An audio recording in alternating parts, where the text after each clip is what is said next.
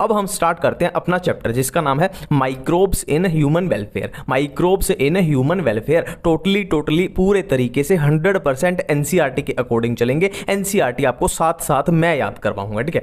देखो इस चैप्टर में अपने को पढ़ना क्या है, ये चीजें पढ़नी है सिर्फ। इस चैप्टर में अपने को सिर्फ ये चीजें पढ़नी है, बिल्कुल 5वीं क्लास जैसे चलेंगे ना। एनसीईआरटी में ऐसे ही लिखा हुआ है। कौन सी? Microbes in household products, microbes in industrial products, microbes in sewage treatment, microbes in production of biogas, microbes in biocontrol agent, microbes in biofertiliser. ये अपने को इस चैप्टर में पढ़ना है, ठीक है। अब आपको पूछना चाहिए कि तूने इंडस्ट्रियल प्रोडक्ट के आगे 3 एरो निकाले हुए। क्यों निकाले हुए? क्योंकि एनसीईआरटी में इंडस्ट्रियल प्रोडक्ट वाले टॉपिक में क्या है, अपने को 3 सब टॉपिक मिलेंगे, 3 सब टॉपिक, ठीक है। अब क्या करना है अपने को, बारी बारी से एक एक करके इन पे हम बात करते जाएंगे। पहले इस पे, फिर इस पे, फिर इस पे, फिर इस पे, फिर इस पे, फिर इस पे, फिर अपना चैप्टर खत्म, ठीक है। तो स्टार्ट करते हैं।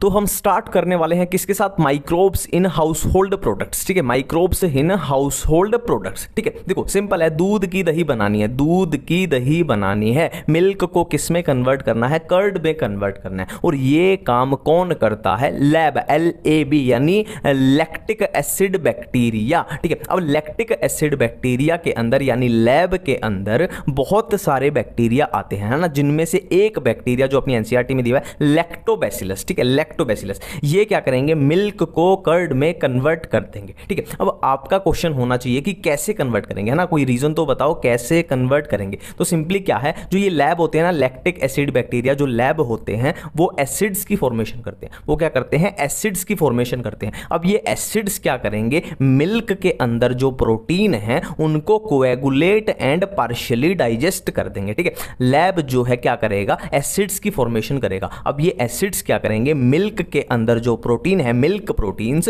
उनको क्या करेंगे? ये कोएगुलेट एंड पार्शियली डाइजेस्ट कर देंगे। तो अपनी इसके रिजल्ट से अपनी क्या बन जाएगी? कर्ड बन जाएगी, दही बन जाएगी। अब एनसीईआरटी में साफ साफ लिखा हुआ है कि कर्ड न्यूट्रिशनली बेहतर कैसे है, अच्छी कैसे है? क्योंकि कर्ड यानी दही के अंदर विटामिन B12 जो है वो ज्यादा होता है मिल्क के कंपैरिजन में, ठीक है। ये अपना दूध दही का किस्सा यहां पे खत्म। नेक्स्ट है डव, ठीक है। डव ये क्या होता है? देखो डफ बोल लो, डव बोल लो, जो भी बोलो आप, है। ये क्या होता है? सिंपली ये होता है गुंदा हुआ आटा, है ना। आप घर में रोटियां बनाते हो या मान लो आपने डोसे वाले को देखा होगा, डोसा बनाता है, जो ब्रेड बनाते हैं उसके लिए भी आटा गूंदना ही पड़ता होगा। तो ये सिंपली क्या होता है? गुंदा हुआ आटा। अब अपनी एनसीईआरटी में जैसे जैसे दिया हुआ है मैंने यहाँ पे वैसे वैसे कॉपी पेस्ट उतार दिया। देखो जो गुंदा हुआ आटा यानी डव जो डोसा एंड इडली के लिए यूज होता है उसको हम फर्मेंट करते हैं बैक्टीरिया का यूज करके। सिंपल इतनी सी बात लिखी वैसे, है ना। जो डव डोसा एंड इडली बनाने के लिए यूज होता है उसको हम फर्मेंट करते हैं बैक्टीरिया का यूज करके। इससे ज्यादा इसमें बात नहीं लिखी हुई। अब इधर आ जाते हैं ब्रेड, है ना। देखो जो डो ब्रेड बनाने में यूज होता है उसको हम फर्मेंट करते हैं किससे? फंजाई से। कौन सी फंजाई? यीस्ट से। अब यीस्ट भी कौन सा?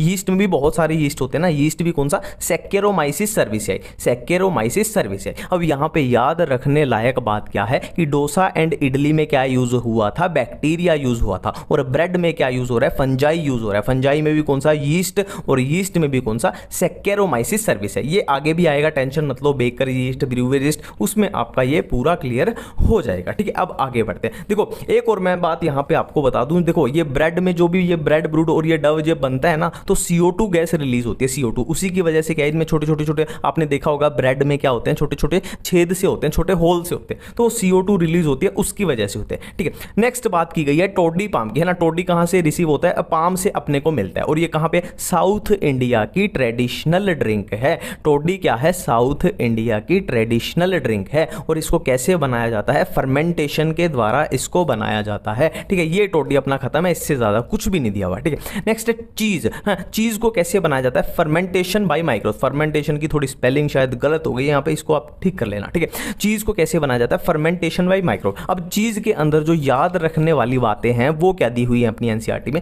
कि जो स्विस चीज होता है ना, स्विस चीज आपने टॉम एंड जेरी में देखा देखा होगा टॉम एंड जेरी में, जब वो जो जेरी होता है अपना, वो जो चीज़ लेके भागता है ना, उसमें बड़े बड़े लार्ज होल होते हैं, आपने देखा होगा लार्ज होल, तो वो कौन सा होता है, वो स्विस चीज़ होता है। अब ये लार्ज होल होने का रीज़न क्या है, देखो जो ब्रेड में होल होते हैं वही इनका रीज़न है कि लार्ज अमाउंट ऑफ CO2 निकलती है ना। क्यों निकलती है, क्योंकि सिंपल सी बात है, क्या हुई है, फर्मेंटेशन हुई है। फर्मेंटेशन किसने की है, प्रोपिनियोबैक्टीरियम शर्मनी, प्रोपिनियोबैक्टीरियम शर्मनी, ठीक है। S फॉर शर्मनी, S for Swiss, S for शर्मनी, S फॉर स्विस, ठीक है। सिंपल सी बात यहाँ पे याद रखने लायक बात क्या है कि स्विस चीज में लार्ज होल्स होते हैं, पहली बात। दूसरी बात क्यों होते हैं, क्योंकि CO2 रिलीज हुई है, दूसरी बात। तीसरी बात सबसे इंपॉर्टेंट क्या है कि स्विस चीज की फर्मेंटेशन जो की है, मतलब CO2 जो बनाई है वो किसने बनाई है, प्रोपिनियोबैक्टीरियम शर्मनी। ये NCERT में लिखा हुआ है, याद रखना पड़ेगा, ठीक है। अब चीज में इस पूरे टॉपिक का लास्ट टॉपिक है रोक्यूफोर्ट चीज, है ना, रोक्यूफोर्ट चीज है, ठीक है। अब इसके बारे में याद रखने की बात क्या है कि रोक्यूफोर्ट चीज राइपन्ड बाय स्पेसिफिक फंजाई,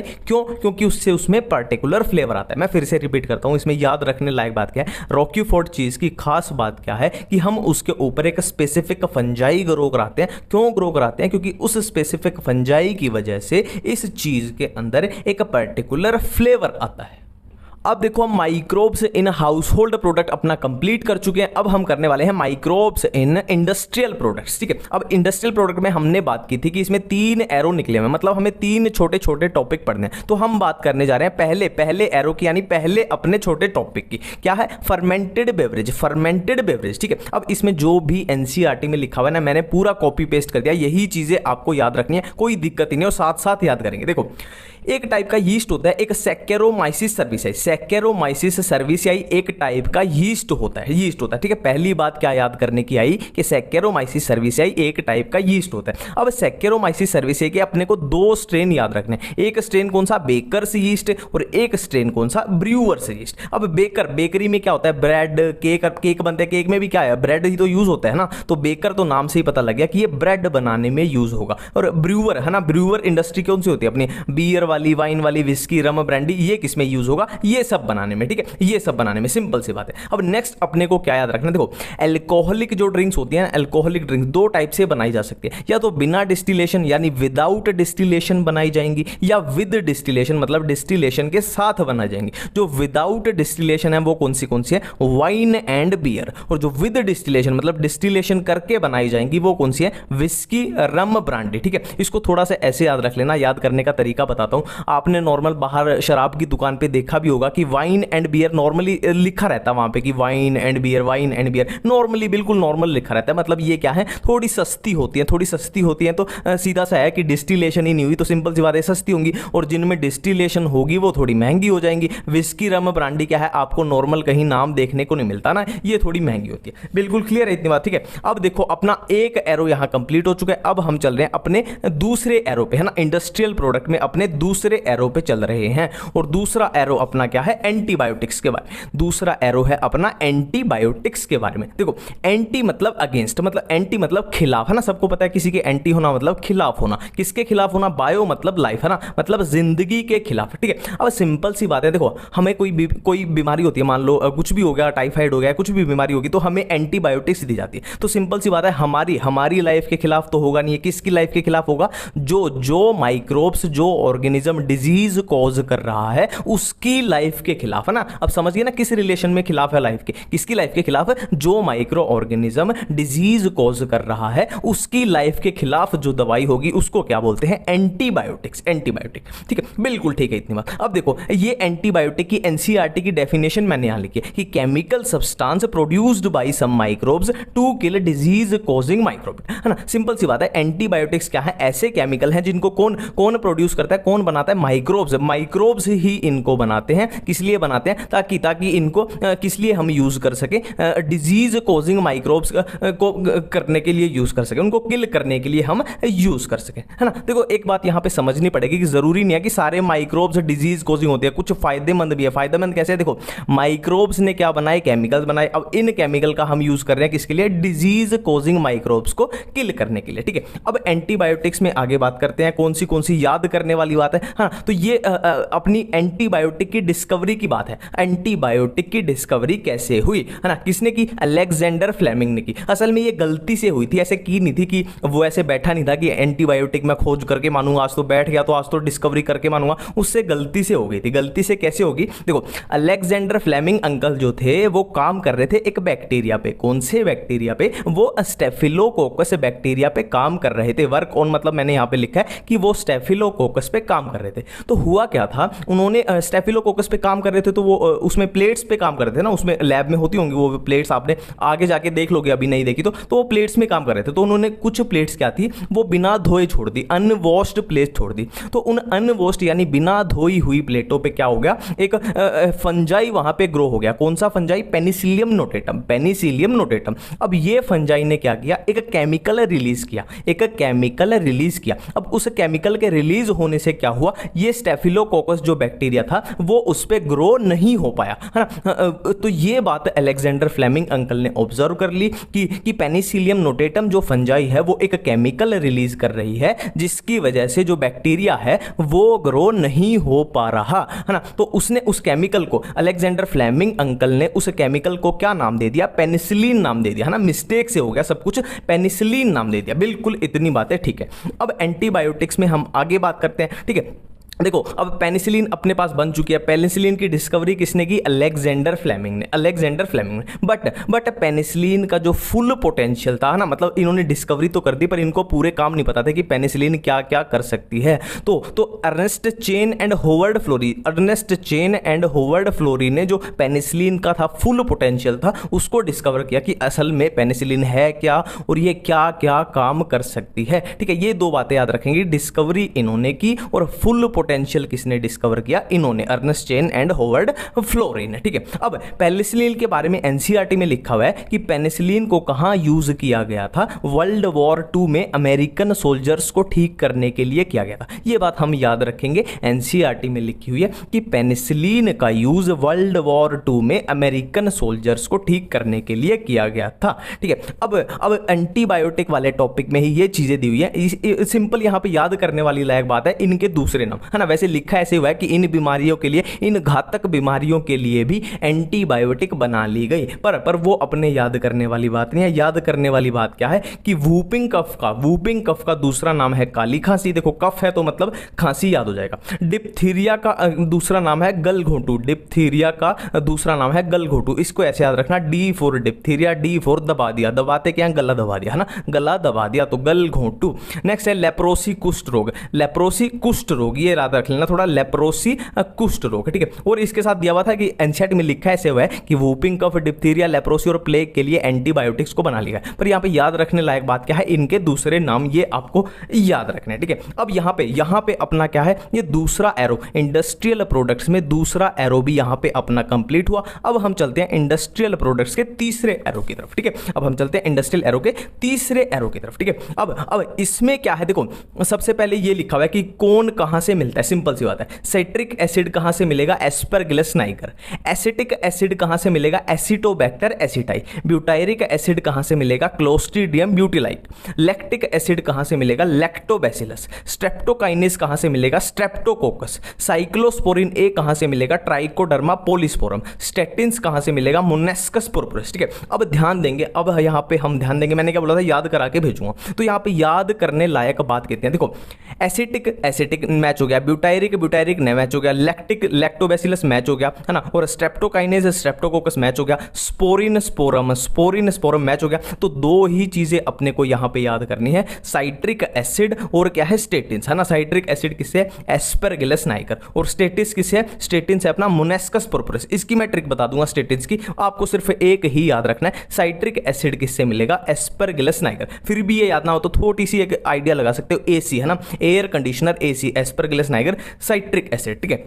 अब इसके बाद इसमें क्या है, इसके बाद ये है कि कौन क्या बनाता है, ना, कौन किस चीज के काम आता है, फंक्शन बोल लो या उनका, ठीक है। ये पूरा एनसीईआरटी को ही कॉपी पेस्ट मैंने किया है। देखो सैक्रोमाइसिस सर्विसाई किसका काम आएगा, प्रोडक्शन ऑफ इथेनॉल। सैक्रोमाइसिस सर्विसाई हमने किया था ना, एक यीस्ट होता है, किस काम आता है, प्रोडक्शन ऑफ इथेनॉल, ठीक है। नेक्स्ट है लाइपेज, किस काम आएंगे, रिमूव ऑयली स्टेन। देखो लाइपेज वर्ड से देखो, लिपिड क्या होता है, फैट होता है ना, ऑयल भी क्या है, एक तरीके के फैट ही है। तो तो सिंपल सी बात है, लाइपेज मतलब जो ऑयल को या फैट को डाइजेस्ट करेंगे ना, एक तरीके से ऑयली स्टेन को रिमूव करेंगे।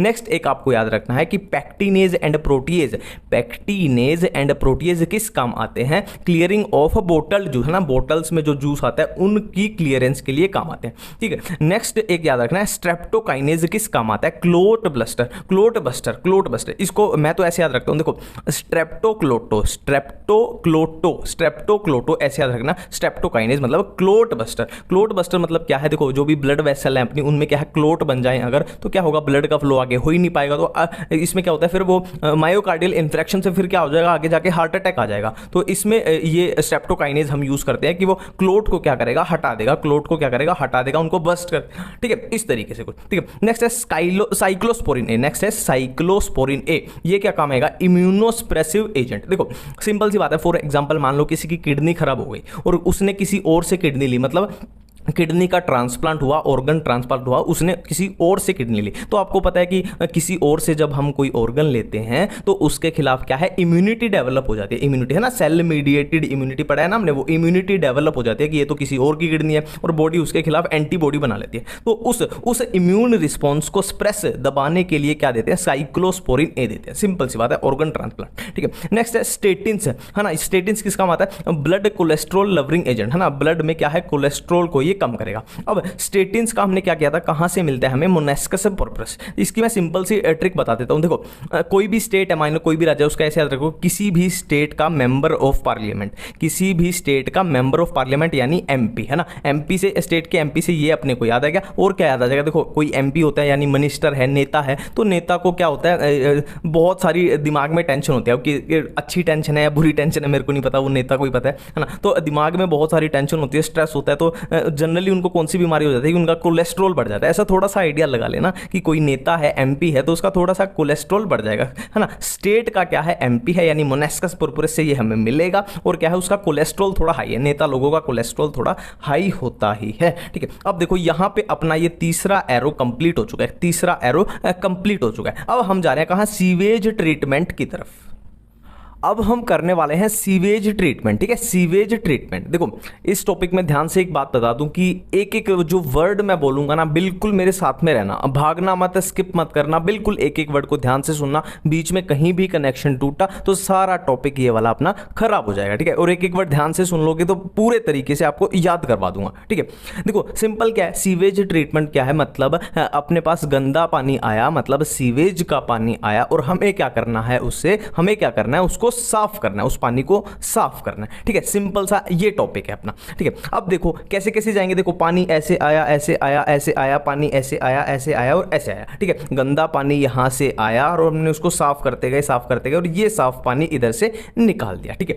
तो सबसे पहले अपने पास बार्स, बार्स मतलब क्या होते हैं, सीधे सीधे क्या हमने ऐसे सलाखें सी लगा दी। क्यों लगा दी? क्योंकि जो गंदा पानी आया उसमें जो फ्लोटिंग डेब्रिस, मान लो प्लास्टिक की बोतल्स पड़ी हैं या लिफाफा थैली पड़ी है, वो सब इन बार्स के अंदर, है ना, ऐसे ग्रिल सी लगी हुई है, इन बार्स के अंदर रुक जाएगी, है ना। और जो पानी होगा वो आगे अपना चला जाएगा, वो आगे अपना चला जाएगा। फिर आगे है अपना क्या, सेडिमेंटेशन टैंक। इसमें क्या होगा, अब इसमें जो सोयल है, मिट्टी है, या स्मॉल पेबल्स यानी छोटे छोटे पत्थर हैं, वो क्या हो जाएंगे, वो सेडिमेंट हो जाएंगे, मतलब नीचे वो बैठ जाएंगे। अब जो पानी होगा वो आगे जाएगा, वो किस में जाएगा, फिर प्राइमरी सेटलिंग टैंक में जाएगा। इसमें क्या होगा, अब जो सॉलिड वेस्ट है, जैसे फिशेज है ना, फिशेज हैं, वो क्या है, नीचे बैठ जाएंगी, है ना, वो नीचे बैठ जाएंगी, और ऊपर जो पानी बचेगा उसको हम आगे भेजना चाहते हैं, ठीक है। अब एक बात ध्यान दो, यहां तक जो भी हुआ ना, यहां तक जो भी हुआ उसको हम बोल रहे हैं क्या, प्राइमरी ट्रीटमेंट। इस तक हम क्या बोल रहे हैं, हम प्राइमरी ट्रीटमेंट बोल रहे हैं ना। अभी तक हमने ऐसा कुछ यूज नहीं किया, हम सिर्फ फिजिकल मेथड यूज कर रहे हैं। इससे आगे फिर जो चालू हुई वो क्या है, अपनी सेकेंडरी ट्रीटमेंट,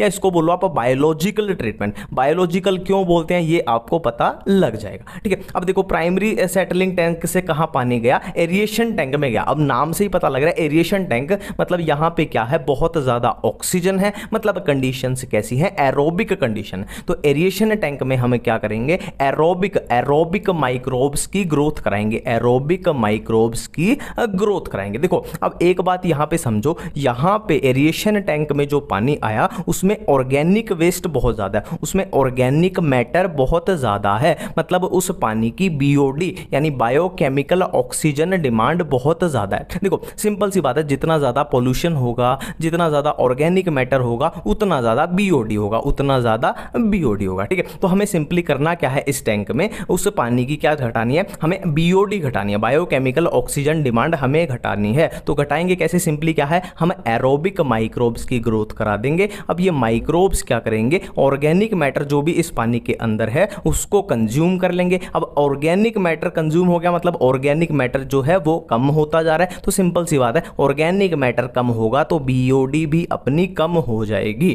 ठीक है, अब यहाँ पे ना एक गुच्छे से बन जाता है, एक मैश लाइक स्ट्रक्चर बन जाती है। क्या बन जाते हैं, फ्लोक्स बन जाते हैं। फ्लोक्स क्या होते हैं, देखो हमने एरोबिक माइक्रोब्स की ग्रोथ कराई थी, तो माइक्रोब्स में अब बैक्टीरिया भी होंगे, फंजाई भी होंगे, तो जो भी बैक्टीरिया फंजाई मिलजुल के क्या बना देते हैं, एक मैश लाइक स्ट्रक्चर, है ना। एक लगा लो ऐसे, थोड़ा सा ध्यान रखने के लिए याद रखना कि गुच्छे से एक मैश लाइक स्ट्रक्चर बना देते हैं, जिनको हम फ्लोक्स बोलते हैं। ठीक है, अब यहाँ पे देखो क्या हुआ, ऑर्गेनिक मैटर अपना कंज्यूम हो चुका है और पानी में बचे क्या, अब फ्लोक्स बचे, है ना, बचे क्या, फ्लोक्स बचे। ठीक है, अब ये पानी आगे चला गया किसमें, सेकेंडरी सेटलिंग टैंक में। ये था प्राइमरी सेटलिंग टैंक, ये सेकेंडरी सेटलिंग टैंक, है ना, सेकेंडरी ट्रीटमेंट चल रही है। अब यहाँ क्या हुआ, देखो पानी में अब क्या बचे हमारे पास, फ्लोक्स बचे, फ्लोक्स। ठीक है, ऑर्गेनिक मैटर अपना उड़ चुका है, पोल्यूशन अपना उड़ चुका है। फ्लोक्स में क्या है, अपने बैक्टीरिया है, फंजाई है, इस सब का क्या है, मैश है। अब इन फ्लोक्स को हमने क्या किया, अलाउड टू सेटल, मतलब सेटलिंग टैंक मतलब फ्लोक्स को हमने सेटल नीचे बैठा दिया, है ना, नीचे बैठा दिया तो ऊपर क्या बचेगा, साफ पानी बचेगा। साफ पानी को हमने कहां पे छोड़ दिया, किसी रिवर में या वाटर बॉडी के अंदर छोड़ दिया। ठीक है, अब बचा क्या, इसमें खाली फ्लोक्स बचे। अब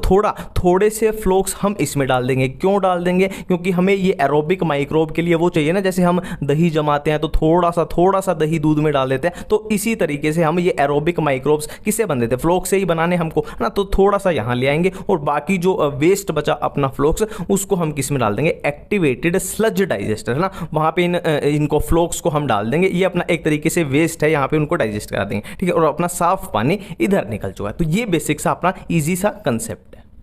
अब हम करने वाले हैं microbes in production of biogas. ठीक है, तो सबसे पहले हम देखते हैं कि बायोगैस असल में होती क्या है। देखो सिंपल है, बायो मतलब लिविंग ऑर्गेनिज्म, गैस मतलब ऐसी गैस जो लिविंग ऑर्गेनिजम्स की वजह से बनी है, वो हो जाएगी सिंपली क्या, बायोगैस। ठीक है, अब देखो mixture of gas produced by microbial activity, ये अपनी क्या है, NCERT की डेफिनेशन है। तो माइक्रोब्स क्या होते हैं, माइक्रोब सिंपली क्या है, लिविंग ऑर्गेनिज्म है। तो माइक्रोब्स की एक्टिविटी की वजह से जो गैस बनी वो हो जाएगी बायोगैस, सिंपल है। अब यहां पे याद रखने लायक बात क्या है कि जो ये बायोगैस होती है, इसका मेजॉरिटी ऑफ पोर्शन, मतलब इसका जो मेजर पोर्शन है वो कौन बनाता है, वो मीथेन गैस बनाती है। यानी इसमें बहुत सारी गैसें हैं, पर इसका मैक्सिमम जो पोर्शन है, मेजॉरिटी पोर्शन है, वो कौन बनाता है, वो मीथेन गैस बनाती है। ठीक है, अब इस टॉपिक में हम आगे बढ़ते हैं थोड़ा। देखो certain bacteria grow anaerobically on cellulosic material. देखो सिंपल है, सेल्यूलोज के ऊपर क्या है, बैक्टीरिया ग्रो करते हैं सेलुलोज के लिए, है ना। और कैसे, अनएरोबिक कंडीशन में, है ना। अब यहां पे याद रखने लायक बात क्या है, अनएरोबिक कंडीशन, दूसरी सेलुलोज के ऊपर। ठीक है,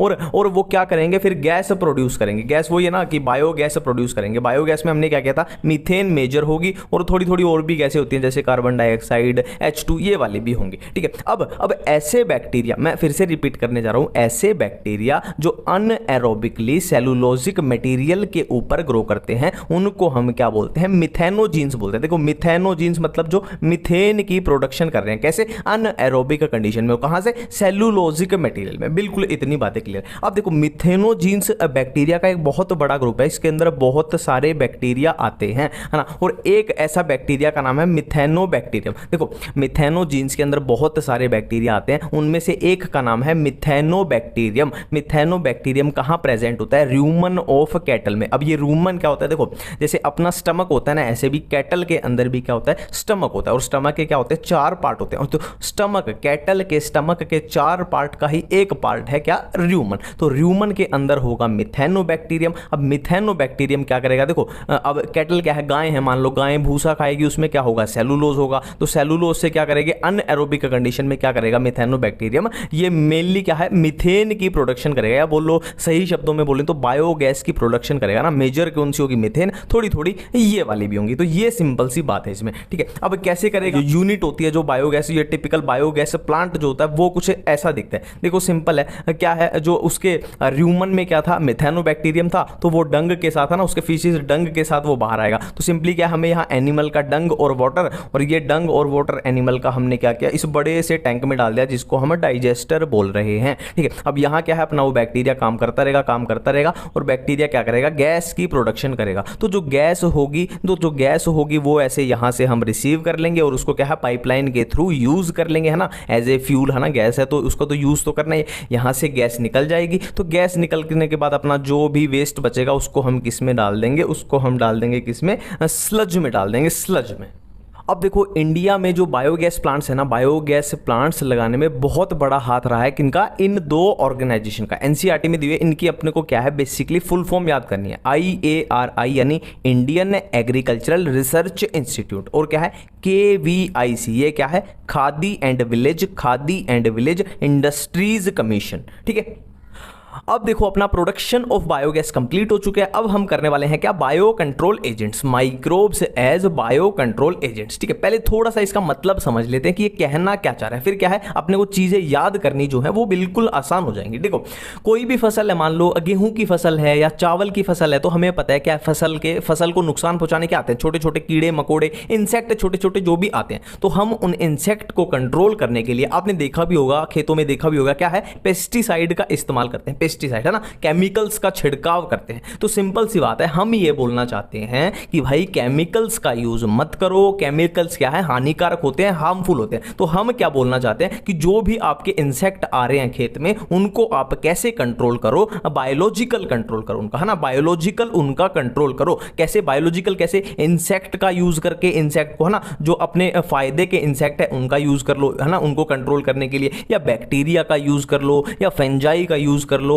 या वायरस का यूज कर लो ना। हम क्या है पूरा तरीके से बायोलॉजिकली क्या है उनको, जो अपने हानिकारक, जो हार्मफुल इंसेक्ट हैं या कुछ भी हैं, जो भी हैं, उनको कंट्रोल करने के लिए हम बायोलॉजिकल यूज करना चाहते हैं। इससे क्या होगा, अपने पोल्यूशन नहीं होगा ना, जो हम खाना खाएंगे वो क्या होगा, अच्छा हो, केमिकल्स से फ्री होगा, है ना। कुल मिला के हम केमिकल्स का यूज नहीं करना चाहते। तो हम बात करेंगे इंसेक्ट का, किसको कंट्रोल करेंगे, बैक्टीरिया से कैसे कंट्रोल करेंगे, फंजाई को किससे कंट्रोल करेंगे, वायरस को किससे कंट्रोल करेंगे, ये बात करेंगे। सबसे पहले हम बात करें इंसेक्ट की। तो एनसीईआरटी में क्या लिखा हुआ है कि beetles with red and black marking, कौन सी, अब याद रखने लायक बात क्या है, ladybird and dragonflies. यहां पे याद रखने लायक बात क्या है इंसेक्ट में, कि ladybird and dragonflies किसको कंट्रोल करती हैं, एफिड्स एंड मॉस्किटो। देखो ladybird and dragonfly क्या है, बीटल्स हैं। कैसी beetle, with red and black marking, और ये किसको कंट्रोल करती हैं, एफिड्स एंड मॉस्किटो, है ना। हमने क्या है इंसेक्ट का यूज किया, इनको, ये अपने क्या है हार्मफुल, ये अपने हार्मफुल इंसेक्ट है, इनको कंट्रोल करने के लिए हमने इंसेक्ट का यूज किया।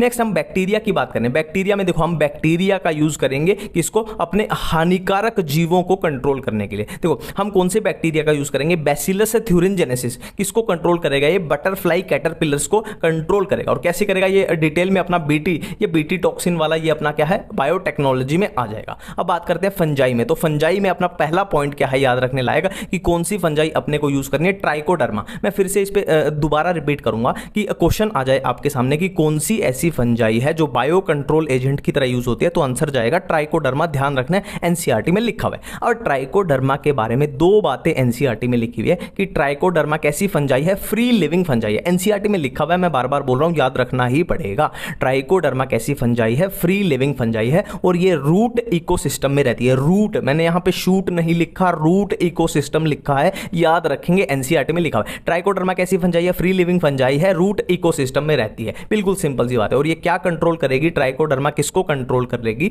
Several plant pathogen. ये तो कोई याद रखने लायक बात नहीं है, ये तो इन जनरल बात बोलती है। तो यहां फंजाई में याद रखने लायक बात पहली, ट्राइकोडर्मा क्या है, बायो कंट्रोल एजेंट वाली फंजाई है, फ्री लिविंग है, रूट इकोसिस्टम में रहती है, बस खत्म। ठीक है, नेक्स्ट हम बात कर रहे हैं वायरस के बारे में। तो कौन से वायरस यूज होंगे as a biocontrol agent, कौन से, बैक्यूलो वायरस। ठीक है, अब ये कौन से जीनस के वायरस होते हैं, न्यूक्लियो पॉलीहेड्रो वायरस। जो बैक्यूलो वायरस होते हैं वो कौन से जीनस के होते हैं? Nucleopolyhedrovirus. और ये क्या कंट्रोल करते हैं? Insects and some arthropod. ठीक है, बट यहां पे वायरस में जो मेन क्वेश्चन पूछे जाने लायक बात क्या है वो ये वाली है। देखो, जहां भी ऐसा क्वेश्चन आ जाना कि स्पीशीज स्पेसिफिक, आंसर जाएगा वायरस। नैरो स्पेक्ट्रम, आंसर जाएगा वायरस। और ये आ जाएगा IPM यानी इंटीग्रेटेड पेस्ट मैनेजमेंट, आंसर जाएगा वायरस। मैं फिर से रिपीट करता हूं, इन तीनों में से कुछ भी पूछ लिया जाए, species specific, narrow spectrum, integrated pest management, तो इन सब में से आपके सामने मान लो ये 4 ऑप्शन आ गए, तो आंसर क्या जाना चाहिए? वायरस ही जाएगा, है ना। देखो, ये तीनों चीजें किस तरफ इशारा कर रही हैं? ये तीनों चीजें इशारा कर रही हैं फॉर, मैं आपको एक एग्जांपल देता हूं।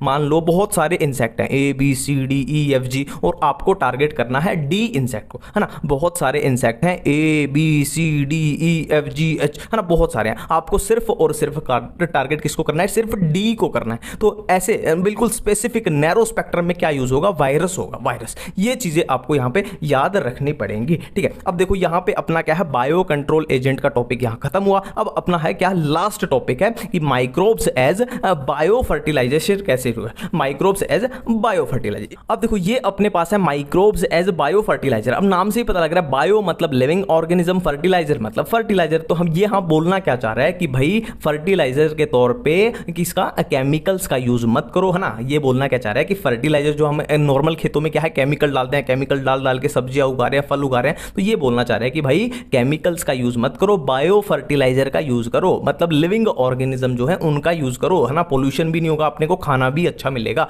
तो कुल मिला के ये बोलना क्या चाह रहा है कि ऑर्गेनिक फार्मिंग करो। ऑर्गेनिक फार्मिंग क्या होती है? सिंपल यही तो होती है कि हमें क्या है, केमिकल्स का यूज नहीं करना, जो बायोलॉजिकल प्रोडक्ट है उन्हीं का हम यूज करेंगे। ठीक है, तो बायो फर्टिलाइजेशन, बायो मतलब लिविंग ऑर्गेनिज्म, तो लिविंग ऑर्गेनिज्म किसकी तरह यूज होंगे? फर्टिलाइजर की तरह यूज होंगे। तो कौन से हो सकते हैं? बैक्टीरिया हो सकते हैं, फंजाई हो सकते हैं, और ब्लू ग्रीन एल्गी हो सकते हैं। ठीक है, तो बैक्टीरिया ये सिंपल है, इनका सीधा सीधा लेना देना किसे? नाइट्रोजन फिक्सेशन से लेना है।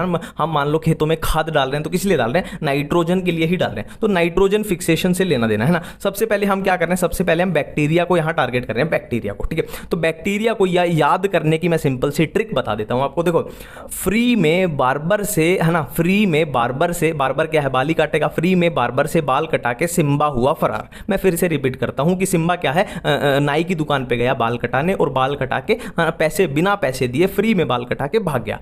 फ्री में बार्बर से बाल कटा के सिम्बा हुआ फरार। फ्री में बार्बर से बाल कटा के सिम्बा हुआ फरार। देखो, फ्री मतलब फ्री लिविंग, सिम्बा मतलब सिम्बायोटिक। अब बार्बर देखो, बार्बर BAR यहां अपने को पकड़ना है। B से बिजरेंकिया, A से एजोटोबैक्टर, R से रोडोस्पेरिलम, मतलब ये 3 बैक्टीरिया अपने क्या है? फ्री लिविंग है, फ्री लिविंग। ठीक है, और सिम्बायोटिक कौन से हैं? सिम्बायोटिक कौन से हैं? F से है फ्रैंकिया, R से है राइजोबियम। F से है फ्रैंकिया, R से है राइजोबियम। ठीक है, सारी बातें किसके रिलेटेड हो रही है? नाइट्रोजन फिक्सेशन के रिलेटेड हो रही हैं। फ्री लिविंग अपने को पता चल गया, सिम्बायोटिक अपने को पता चल गया। अब एक बहुत ही कॉमन क्वेश्चन आता है कि राइजोबियम किस में होता है? लेग्यूम्स में होता है। राइजोबियम किस में होता है? लेग्यूम्स में होता है। बिल्कुल इतनी बातें क्लियर। ठीक है, अब यहां पे अपना बैक्टीरिया क्लियर है। अब हम जा रहे हैं फंजाई की तरफ। अब हम जा रहे हैं फंजाई की तरफ। तो फंजाई में क्या है अपना? माइकोराइजा। माइकोराइजा मेरे ख्याल से सबको पता ही है कि क्या होता है ना। क्या होता है माइकोराइजा? एक एसोसिएशन है, एक गठबंधन है। किसके बीच में? फंजाई और प्लांट्स के बीच में एक गठबंधन है। और प्लांट्स जनरली कौन से जीनस के होते हैं? ग्लोमस जीनस के होते हैं। ये एनसीईआरटी में लिखा हुआ है। प्लांट्स जनरली कौन से?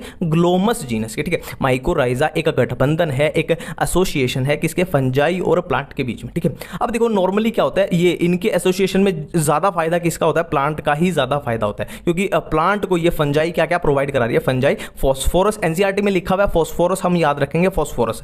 फंजाई प्रोवाइड्स क्या कर रही है? फॉस्फोरस प्रोवाइड करा रही है। और क्या है? पैथोजन रेजिस्टेंस, है ना, इसको क्या है? बीमारियों से भी बचा रही है ना। और क्या कर रही है? Tolerance to salinity drug. अब ये याद करो, पैथोजन रेजिस्टेंस हमने क्या किया था? फंजाई कौन सी होती है? वो ट्राइकोडर्मा रूट इकोसिस्टम में होती है ना, वो याद किया था ना। तो ये उसी के रिलेटेड बोलना चाह रहे हैं। ठीक है, और प्लांट क्या प्रोवाइड कराएगा? फंजाई को शेल्टर प्रोवाइड करेगा, भाई मैं जगह प्रोवाइड कराता हूं, मेरे ऊपर तू ग्रो हो ले, है ना। और क्या है? कार्बन प्रोवाइड करेगा। कार्बन कैसे? तो सिंपल है, प्लांट का लेना देना फोटोसिंथेसिस से होता है ना, बहुत सारी कार्बन डाइऑक्साइड अंदर लेता है, तो इसके पास कार्बन बहुत होता है, तो फंजाई को कार्बन दे देगा, है ना। शेल्टर कार्बन आप भूल भी जाओ कोई दिक्कत नहीं है ना। ये एनसीईआरटी में लिखा भी नहीं हुआ, फंजाई वाले आपको याद याद रखने ही पड़ेंगे। ठीक है, देखो फंजाई यहाँ पे अपना कंप्लीट है। नेक्स्ट हम बात करने वाले हैं ब्लू ग्रीन एल्गी के बारे में। ये सिंपल सा है, इसमें कोई खास बात नहीं है कि ब्लू ग्रीन एल्गी कौन सी है। नाइट्रोजन फिक्सिंग वाली याद करनी है, एनाबीना, नोस्टोक, ओसिलेटेरिया। ठीक है, और एक याद रख लेना पैडी फील्ड में यानी राइस वाले चावल के खेत में क्या है, ब्लू ग्रीन एल्गी अपने को याद रखनी है। चैप्टर का नाम है बायोलॉजिकल क्लासिफिकेशन। तो पहला क्वेश्चन तो यही बनता है कि इस चैप्टर का ये नाम क्यों है। देखो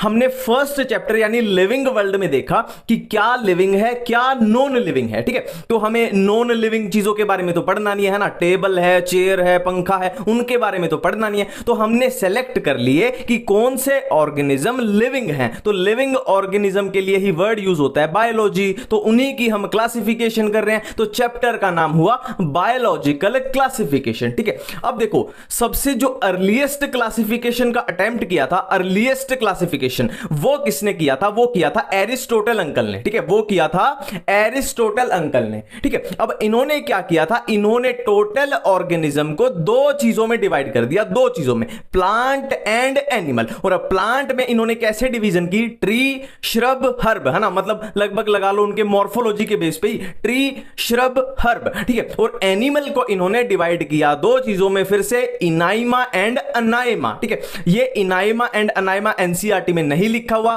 पर एनसीईआरटी में ये जरूर लिखा हुआ है कि इनाइमा कौन से होंगे, ऐसे एनिमल जिनमें रेड ब्लड होगा, और अनाइमा, ए फॉर अपसेंट, है ना, ए तो होता है अपसेंट के लिए, मतलब इनमें रेड ब्लड अपसेंट होगा। इतनी बातें क्लियर है। ठीक है, पर ये बहुत ही बेसिक सिस्टम था, तो इसी में बहुत सारी कमियां थी, तो किसी ने इसको माना नहीं। फिर एक से बढ़ के एक साइंटिस्ट आते गए और किंगडम पे किंगडम, किंगडम पे किंगडम जोड़ते गए। ठीक है, अब तो यहां पे ये टोटल आ जाता है 2 kingdom, 3 kingdom, 4 kingdom, 5 kingdom, 6 kingdom. 2 kingdom classification किसने दिया, लिनियस ने दिया, इसमें क्या थे, प्लांट एंड एनिमल। 3 किंगडम किसने दिया, हैक्कल ने दिया, इसमें क्या थे, प्लांट और एनिमल तो होंगे ही होंगे। फिर इसने क्या किया, प्रोटिस्टा को ऐड कर दिया। फिर 4 किंगडम किसने दिया, कोपलैंड ने दिया, इसने क्या किया, प्लांट, एनिमल, प्रोटिस्टा तो होंगे ही होंगे। फिर इसने क्या किया, मोनेरा एक नया किंगडम ऐड कर दिया। अब 5 किंगडम जो सबसे फेमस है, जो सबसे वाइडली एक्सेप्टेड हुआ, वो दिया आर.एच. विटेकर ने। इसने क्या किया, देखो ये सारे तो होंगे प्लांट, एनिमल, प्रोटिस्टा, मोनेरा, और इसने क्या किया, नया एक फंजाई को ऐड कर दिया। अब एक 6 किंगडम या बोल लो 3 डोमेन, 6 किंगडम या 3 डोमेन एनसीईआरटी में लिखा हुआ है। ठीक है, ये किसने दिया, कार्ल वीज ने दिया। इसमें क्या था, प्लांट, एनिमल, प्रोटिस्टा, फंजाई, और इसने सिंपली क्या किया, ये मोनेरा जो यहां पे था बिल्कुल सेम ऐसा ही है, बस मोनेरा को 2 पार्ट में डिवाइड कर दिया, you bacteria and Archie bacteria. अब 6 किंगडम वाले को हम 3 डोमेन वाला भी बोलते हैं। अब 3 डोमेन कौन से होंगे, सिंपल है, एक डोमेन, पहला डोमेन यू बैक्टीरिया, दूसरा डोमेन आर्की बैक्टीरिया, और तीसरा डोमेन इन सारों को मिला के बन जाएगा। क्लियर बात है इतनी सी। अब देखो यहां पे दिक्कत है, देखो 5 किंगडम हम बोल रहे हैं कि वाइडली एक्सेप्टेड हुआ, ठीक बात है, पर ये जो किंगडम थे, 2 किंगडम, 3 किंगडम, 4 किंगडम, इनके साथ बहुत ज्यादा दिक्कतें थी, है ना, मिला जुला के ले लो, इनके साथ बहुत ज्यादा प्रॉब्लम्स थी, बहुत ही ज्यादा प्रॉब्लम्स थी। अब वो प्रॉब्लम्स क्या क्या थी, अपनी एनसीईआरटी में दी हुई है, तो उन प्रॉब्लम्स की बात करते हैं। तो अब हम प्रॉब्लम्स की बात कर रहे हैं। कौन सी प्रॉब्लम, दो 5 किंगडम क्लासिफिकेशन होने से पहले आई, है ना, जो इनमें गड़बड़ थी। क्या गड़बड़ थी, तो बिल्कुल एनसीईआरटी की लाइन टू लाइन चलेंगे। ठीक है, पहली दिक्कत क्या थी, देखो लिनियस अंकल ने क्या किया, लिनियस अंकल ने बोला कि मैंने क्लासिफिकेशन कर लिया है, आप सारे बैठ जाओ, मैं आपको बता देता हूं, हाँ। और लिनियस अंकल ने बोला कि प्लांट वो होते हैं जिनके पास सेल वॉल होती है। लिनियस अंकल ने बोला प्लांट वो होते हैं जिनके पास सेल वॉल होती है। तो सेल वॉल होती है, तो इसके बेस पे क्या हुआ, उन्होंने बैक्टीरिया,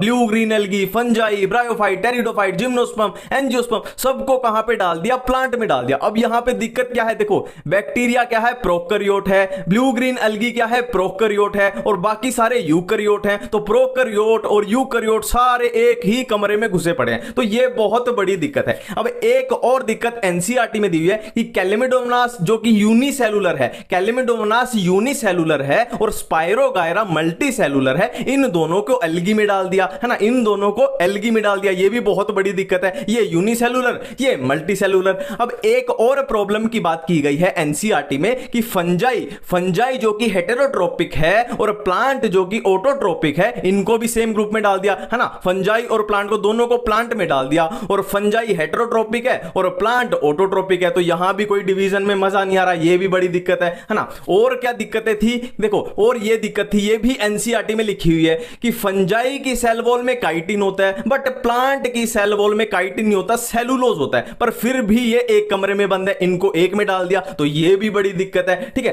तो यहां पे कुछ सुधार होने शुरू हुए, तो धीरे धीरे हुए, जैसे 2 किंगडम से 3 किंगडम की तरफ चले तो थोड़ा सुधार हुआ, फिर 4 किंगडम की तरफ चले तो और सुधार हुआ, ठीक है। ऐसे ही एक सुधार की बात की गई है कि कैलेमिडोमोनास एंड क्लोरेला, है ना, इनको पहले कहां रखा गया था, एल्गी में रखा गया था, क्योंकि ये यूनिसेलुलर हैं, तो इनको एल्गी में रखना ठीक बात नहीं है, तो इनको एल्गी से प्रोटिस्टा की तरफ ट्रांसफर कर दिया गया। प्रोटिस्टा में क्या होता है, यूनिसेलुलर, है ना। अभी ये बात कंफ्यूज मत होना, सारा बिल्कुल क्लियर कर देंगे, बस इनको याद रखना। इन दिक्कतों से हटाने के लिए, इन दिक्कतों से बचाने के लिए एक मसीहा आया जिसका नाम था आर.एच. विटेकर, जिसने 5 किंगडम क्लासिफिकेशन दिया, है ना। उसने बोला कि तुम सारे गलत हो, सारे नीचे बैठ जाओ, मैं तुम्हें सिखाता हूं कि क्या होता है क्लासिफिकेशन। फिर उसने क्राइटेरिया क्या क्या लिए, ये एनसीईआरटी में ऐसे के ऐसे पॉइंट लिखे हुए, cell structure, body organisation, mode of nutrition, reproduction, phylogenetic relationship, है ना। तो उसने क्या किया, उसने एक मास्टर स्ट्रोक मार दिया। अब ये आर.एच. विटेकर ने बहुत बड़ा गेम खेल दिया और सारी दुनिया हैरान रह गई। उसने बोला कि ऑर्गेनिज्म को मैंने 2 पार्ट में डिवाइड किया, प्रोकैरियोट्स एंड यूकैरियोट्स, है ना, प्रोकैरियोट्स एंड यूकैरियोट्स। तो यहां पे पहला पॉइंट जो अपनी टेबल में लिखा हुआ है वो तो क्लियर हो गया कि प्रोकैरियोट में न्यूक्लियर मेम्ब्रेन अब्सेंट होती है और यूकैरियोट में न्यूक्लियर मेम्ब्रेन प्रेजेंट होती है, बिल्कुल क्लियर है। अब प्रोकैरियोट में उसने बोला क्या आएंगे, मोनेरा आएंगे, भाई मोनेरा आएंगे, मैंने बता दिया, तुम सारे बैठे रहो, है ना। और यूकैरियोट्स में क्या आएंगे, protista, fungi, plant, animals. Clear बात है। अब देखो गिन के देखो कितने किंगडम हो गए, 5 हो गए, 1 2 3 4 5, तो इसी को बोला 5 किंगडम क्लासिफिकेशन, ठीक है। अब यहां पे ये बात की गई है यूनिसेलुलर मल्टी सेलुलर की, जैसे एनसीईआरटी की उस लिस्ट में उस डायग्राम में दिया हुआ है वैसे ही मैं आपको बता रहा हूं। देखो मोनेरा में लिखा हुआ है सिर्फ यूनिसेलुलर, मोनेरा होते हैं यूनिसेलुलर, और प्रोटिस्टा भी होते हैं यूनिसेलुलर, प्रोटिस्टा भी होते हैं यूनिसेलुलर। देखो अब एडवांसमेंट की तरफ जा रही है बात, यूनिसेलुलर, फिर मल्टी सेलुलर, फिर टिश्यू, फिर ऑर्गन सिस्टम, ठीक है। यहां तक थे यूनिसेलुलर, फिर फंजाई में क्या हो गए, मल्टी सेलुलर, और फंजाई में टिश्यू भी आना स्टार्ट हो गया। देखो सिंपल सा है ना, आपको पता है ना, सेल मिलके क्या बनाती हैं, टिश्यू, टिश्यू मिलके क्या बनाते हैं, ऑर्गन, ऑर्गन मिलके क्या बनाते हैं, ऑर्गन सिस्टम। तो इसमें टिश्यू आना स्टार्ट हो गया, बट ये थोड़ा लूज था, अभी उतना अच्छा नहीं हुआ, पर धीरे धीरे क्या हुआ, प्लांट में टिश्यू अच्छा आ गया, टिश्यू अच्छा आ गया, और टिश्यू के साथ ऑर्गन भी आने स्टार्ट हो गए। और एनिमल ने तो भाई हद ही पार कर दी, इसने तो पूरी डेवलपमेंट कर ली, टिश्यू भी है, ऑर्गन भी है, ऑर्गन सिस्टम भी है ना। तो इस तरीके से कुछ है। और इसमें जो वो बचा ना कि कौन हेटेरोट्रोपिक है, कौन ऑटोट्रोपिक है, ये ऑटोमेटिकली एक एक को पढ़ेंगे ना, कवर हो जाएगा। और दूसरी बात वो है कि किसमें सेल वॉल कैसी होती है, वो भी हम एक एक को पढ़ेंगे, कवर हो जाएगा, आपकी एक एक चीज कवर करा दूंगा, है ना। अब बारी बारी से करेंगे, पहले मोनेरा के बारे में, फिर प्रोटिस्टा के बारे में, फिर फंजाई, फिर प्लांट, फिर एनिमल, है ना। और प्लांट और एनिमल को तो इस चैप्टर में हम डिटेल में नहीं पढ़ते, क्योंकि प्लांट के लिए तो बहुत सारे चैप्टर हैं और एनिमल के लिए भी बहुत सारे चैप्टर हैं। तो मेनली इस चैप्टर में हम ये पढ़ते हैं, मोनेरा, प्रोटिस्टा एंड फंजाई, ठीक है। अब स्टार्ट करने वाले हैं हम मोनेरा से। जैसे जैसे एनसीईआरटी में लिखा हुआ है वैसे वैसे चलेंगे, एक एक वर्ड, एक एक लाइन बिल्कुल साथ में रहना, ठीक है। देखो मोनेरा के बारे में पहली ही लाइन एनसीईआरटी में लिखी हुई है कि bacteria are the sole member, bacteria are the sole member of Monera, पहली लाइन। दूसरी लाइन कि जो बैक्टीरिया होते हैं, bacteria are most abundant microorganism, बिल्कुल क्लियर है दोनों लाइन। अब ये शेप्स दी हुई है बैक्टीरिया की, कोकस कैसी होती है, स्फेरिकल होती है, बैसिलस कैसी होती है, रोड शेप्ड होती है, विब्रियम कैसी होती है, कोमा शेप, और स्पाइरेलम स्पाइरल। बिल्कुल एक एक चीज को साथ में याद करते हुए चलेंगे, बाद के लिए छोड़ना ही नहीं है, ठीक है।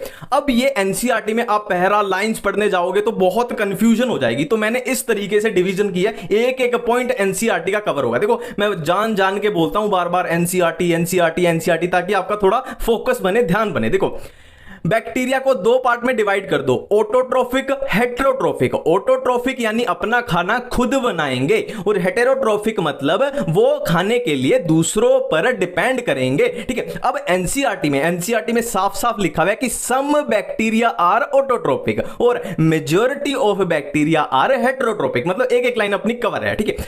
अब ऑटोट्रोपिक में भी दो ऑप्शन बनते हैं, या तो फोटोसिंथेटिक हो या कीमोसिंथेटिक हो। देखो फोटो सिंथेटिक का मतलब होता है सिंपल बनाना, सिंथेटिक का मतलब सिंथेसिस का मतलब होता है बनाना, फोटो मतलब लाइट का यूज करके बनाना मतलब खाना बनाना, और कीमोसिंथेटिक मतलब कीमो मतलब केमिकल रिएक्शंस, और सिंथेटिक मतलब सिंथेसिस मतलब केमिकल रिएक्शंस का यूज करके फूड का सिंथेसिस करना। अब केमिकल रिएक्शन एनसीईआरटी में साफ साफ लिखी हुई है, कौन सी? ऑक्सीडेशन ऑफ, जैसे नाइट्रेट्स की ऑक्सीडेशन, नाइट्राइट्स की ऑक्सीडेशन, अमोनिया की ऑक्सीडेशन, इस तरीके की केमिकल रिएक्शन में कीमोसिंथेटिक में होती है। क्लियर बात है। अब नेक्स्ट चलते हैं, एक लाइन ये एनसीईआरटी में लिखी हुई है, इसको भूल मत जाना, मैं फिर से बोल रहा हूं, 5 स्टार 10 स्टार लगा लो, लिखी हुई है एज ए ग्रुप बैक्टीरिया क्या है? मोस्ट एक्सटेंसिव मेटाबॉलिक डाइवर्सिटी होती है ना, एज ए ग्रुप बैक्टीरिया की, है ना, बैक्टीरिया की मोस्ट एक्सटेंसिव मेटाबॉलिक डाइवर्सिटी होती है।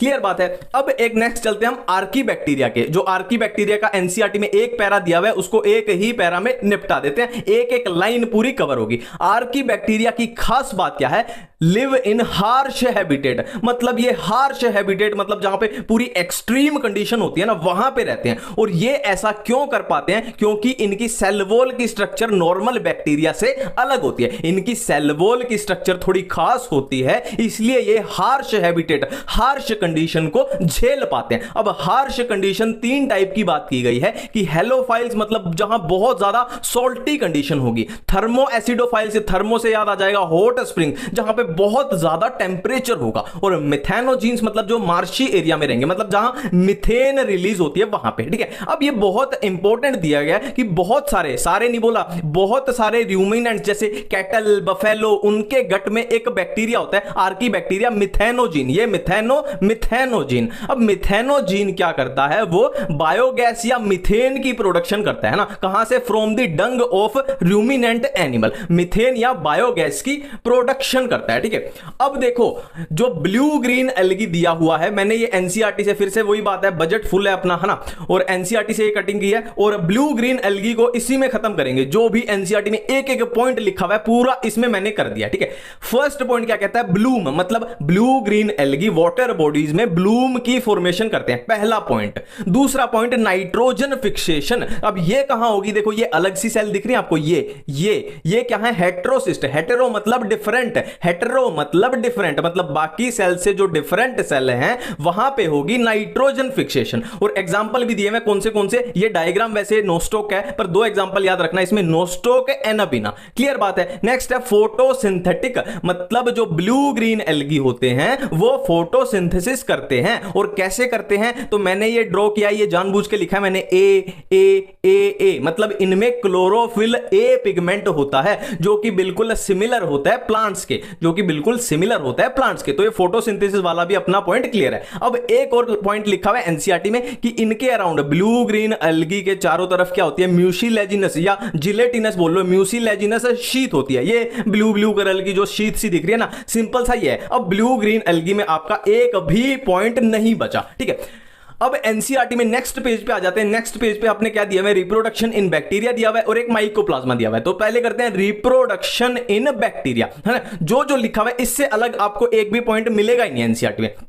Bacteria reproduce mainly by fission. Clear बात है, bacteria reproduce mainly by fission. ठीक है, अब नेक्स्ट है under unfavourable condition bacteria produce spores, मतलब ऐसा कुछ है कि बहुत ज्यादा सर्दी पड़ रही है बाहर और हम रजाई ओढ़ के लेट गए आराम से, और इतने ठंड नहीं चली जाती, इतने हम रजाई ओढ़ के पड़े हैं बस। तो इसी तरीके से under unfavourable condition bacteria produce spore. ठीक है, अब सेक्सुअल रिप्रोडक्शन के बारे में एक लाइन लिखी है। देखो आपको पीएचडी करनी है तो आप एक्स्ट्रा किताबों से कितना भी पढ़ सकते हैं, पर मेरा यह मानना है कि एनसीईआरटी से बाहर पढ़ना ही नहीं चाहिए। ठीक है, देखो सेक्सुअल रिप्रोडक्शन के बारे में लिखा हुआ है by adopting a primitive type of DNA transfer from one bacterium to another. ठीक है, मैं बार बार एनसीईआरटी इसलिए बोलता हूं कि एनसीईआरटी से ही लगभग पूरा पेपर आता है, और हम एक्स्ट्रा किताबों में घुस जाते हैं ना, तो हमारा वो फिजिक्स केमिस्ट्री का टाइम खराब हो जाता है ना। बायो में तो आप मान लिया 5-10 नंबर बढ़ा लोगे फालतू की किताबें पढ़ के, पर वो फिजिक्स केमिस्ट्री में आपके 50-60 घट जाएंगे, तो इस बात को ध्यान देना। ठीक है, और इधर माइकोप्लाज्मा, अब मोनेरा हम खत्म करने जा रहे हैं, ये लास्ट है माइकोप्लाज्मा। मोनेरा के बाद हम चलेंगे कहां? प्रोटिस्टा में। माइकोप्लाज्मा के बारे में ये 4 ही पॉइंट एनसीईआरटी में लिखे हुए हैं। पहला पॉइंट सेल वॉल इनमें एब्सेंट होती है, दूसरा पॉइंट स्मॉलेस्ट लिविंग सेल है माइकोप्लाज्मा। तीसरा point, can survive without oxygen. ठीक है। Fourth point, many mycoplasma are pathogenic. अब हम स्टार्ट करने वाले हैं प्रोटिस्टा। प्रोटिस्टा की इंट्रोडक्शन में दो ही चीजें याद रखनी है कि प्रोटिस्टा जो होते हैं वो यूनिसेलुलर यूकेरियोट्स होते हैं, और ये हम ऑलरेडी अपनी उस चार्ट में कर चुके हैं। ठीक है। और दूसरी लाइन क्या है, प्रोटिस्टा की जो बाउंड्रीज होती हैं वो वेल डिफाइंड नहीं है। देखो, पहले हम प्रोटिस्टा में जितनी भी पॉसिबल कंफ्यूजन्स हैं उनसे निकल लेते हैं, फिर बाकी जो सिंपल चीजें बचेंगी और उनको सिंपल तरीके से फिर करते रहेंगे। ठीक है। देखो, प्रोटिस्टा में हमारे पास क्या आया, chrysophytes, dinoflagellates, euglenoids and slime moulds. अब यहां पे मैंने प्रोटोजोन नहीं लिखे हैं क्योंकि वो अलग से हैं, तो उनको अलग तरीके से ही पढ़ेंगे, अलग से पढ़ेंगे। ठीक है। Chrysophytes, dinoflagellates, euglenoids, slime moulds. ठीक है। अब यहां पे हम बात कर रहे हैं सेल वॉल की। सेल वॉल की बड़ी कंफ्यूजन होती है इन सब में। ठीक है। तो सेल वॉल क्राइसोफाइट्स में कैसी है, two overlapping shells, two overlapping shell है ना, टू ओवरलैपिंग शेल होती है जो सोप बॉक्स की तरह फिट होती है। नेक्स्ट है डाइनोफ्लैजिलेट्स में सेल वॉल कैसी होती है, stiff cellulose plates, stiff cellulose plates. अब इसको याद कैसे रखना है, देखो इसके लास्ट में आ रहा है लेट्स, लेट्स यानी प्लेट्स, लेट्स यानी प्लेट्स, तो याद आ जाएगा स्टिफ सेलुलोज प्लेट्स। ठीक है। अब यूग्लिनोइड्स की सेल वॉल के बारे में लाइन लिखी हुई है कि इंस्टीड ऑफ सेल वॉल इसमें क्या प्रेजेंट होती है, प्रोटीन रिच लेयर जिसका नाम है पेलिकल, है ना। इसमें पेलिकल प्रेजेंट होती है जो प्रोटीन रिच होती है और जो यूग्लिनोइड्स को क्या बना देती है, फ्लेक्सिबल बना देती है। बिल्कुल क्लियर है। स्लाइम माउट्स में सेल वॉल के बारे में सिर्फ ये इतना सा लिखा हुआ है कि स्पोर हैव ट्रू वॉल, सिर्फ ये लाइन याद रखनी है, spore have true wall. Cell wall की कंफ्यूजन बिल्कुल क्लियर। अब नेक्स्ट कंफ्यूजन, ये एक एक पॉइंट एनसीईआरटी में लिखा हुआ है इसलिए मैं बार बार बता रहा हूं। ठीक है। एनसीईआरटी ये लिखे हुए हैं। देखो, chrysophytes mostly photosynthetic, dinoflagellates mostly photosynthetic, euglenoids, यहां पे यूग्लिनोइड्स के बारे में खास बात क्या है कि जब सनलाइट प्रेजेंट होगी तो ये फोटोसिंथेटिक की तरह बिहेव करेंगे, और सनलाइट जब अब्सेंट होगी तो ये हेटेरोट्रोपिक बन जाएंगे। क्लियर बात है। स्लाइम माउल्ट्स में लिखा हुआ है कि ये सेप्रोफिटिक होते हैं, saprophytic, S for slime moulds, S for saprophytic. और फ्लैजिला की अगर बात करें तो क्राइसोफाइट्स और स्लाइम माउल्ट्स में एनसीईआरटी में कहीं भी फ्लैजिला का जिक्र नहीं किया गया है। ठीक है। अब इन दोनों में फ्लैजिला की बात की है। देखो, इसको तो नाम ही है डाइनोफ्लैजिलेट्स, डाई मतलब दो, फ्लैजिलेट्स मतलब फ्लैजिला, तो इसमें होंगी दो फ्लैजिला, और एक होती है लॉन्गिट्यूडनल और एक होती है ट्रांसवर्स। ठीक है। यूग्लिनोइड्स में भी एनसीईआरटी में लिखा हुआ है कि इसमें भी दो फ्लैजिला होती हैं, एक होगी लॉन्ग, एक होगी शॉर्ट। ठीक है। इसमें दो फ्लैजिला, एक लॉन्गिट्यूडनल एक ट्रांसवर्स, और इसमें दो फ्लैजिला, एक लॉन्ग एक शॉर्ट। बिल्कुल क्लियर है। ठीक है। अब देखो, बारी बारी से कवर करते हैं। सबसे पहले क्राइसोफाइट्स। क्राइसोफाइट्स के बारे में एनसीईआरटी में क्या लिखा हुआ है, सबसे पहली line, this group includes diatoms and golden algae. और गोल्डन एल्गी को हम क्या बोलते हैं, डेस्मिड भी बोलते हैं। तो क्राइसोफाइट्स में क्या क्या आता है, डाई एटम्स आते हैं एंड गोल्डन एल्गी आती है। ठीक है। अब नेक्स्ट लाइन है, they are found in fresh water as well as in marine environment. मतलब ये फ्रेश वाटर में भी हो सकते हैं और मरीन वाटर में भी हो सकते हैं। ठीक है। अब नेक्स्ट लाइन है, दे आर माइक्रोस्कोपिक, मतलब ये छोटे छोटे होते हैं, बहुत छोटे होते हैं, और float passively in water currents. मतलब वाटर करंट मतलब जैसे जैसे पानी, कुल मिला के सिंपल भाषा में बोले तो जैसे जैसे पानी बह रहा है उसके साथ फ्लोट करते रहेंगे, उसके साथ ही बहते रहेंगे ना, प्लैंकटन बोलते हैं इस सब, है ना। नेक्स्ट है, most of them are photosynthetic, ये हम ऑलरेडी कर चुके हैं। और ये cell wall, overlapping shell, fit together, soap box, ये भी हम अपनी कंफ्यूजन में क्लियर कर चुके हैं। अब देखो, एक बहुत इंपॉर्टेंट वर्ड आता है, डायएटमेशियस अर्थ। ये क्या है, देखो डायएटमेशियस अर्थ का मतलब है कि एक जगह पे बहुत सारे डायएटम हो गए, और उससे क्या होगा, देखो इनकी सेल वॉल में प्रेजेंट होती है सिलिका, इनकी सेल वॉल में प्रेजेंट होती है सिलिका। तो ये एक जगह पे जब एक्यूमुलेट होंगे तो देखो क्राइसोफाइट्स एंड डायएटम है, मरते जाएंगे, पर इनकी सेल वॉल में है सिलिका जो कि डिस्ट्रॉय नहीं होती इजीली। तो क्या हो गया, वो सिलिका करके वो एक्यूमुलेशन होती जाएगी, और उसी को बोलते हैं डायएटमेशियस अर्थ। ठीक है। Being gritty this soil is used in polishing, filtration of oils, syrups. मतलब जो भी यहां एक्यूमुलेशन हुई डाई एटम्स की और उनकी सेल वॉल में क्या थी, सिलिका थी, तो जो भी माल मसाला बनेगा उसमें क्या है, सिलिका है। तो सिलिका की वजह से ये ग्रिटी है।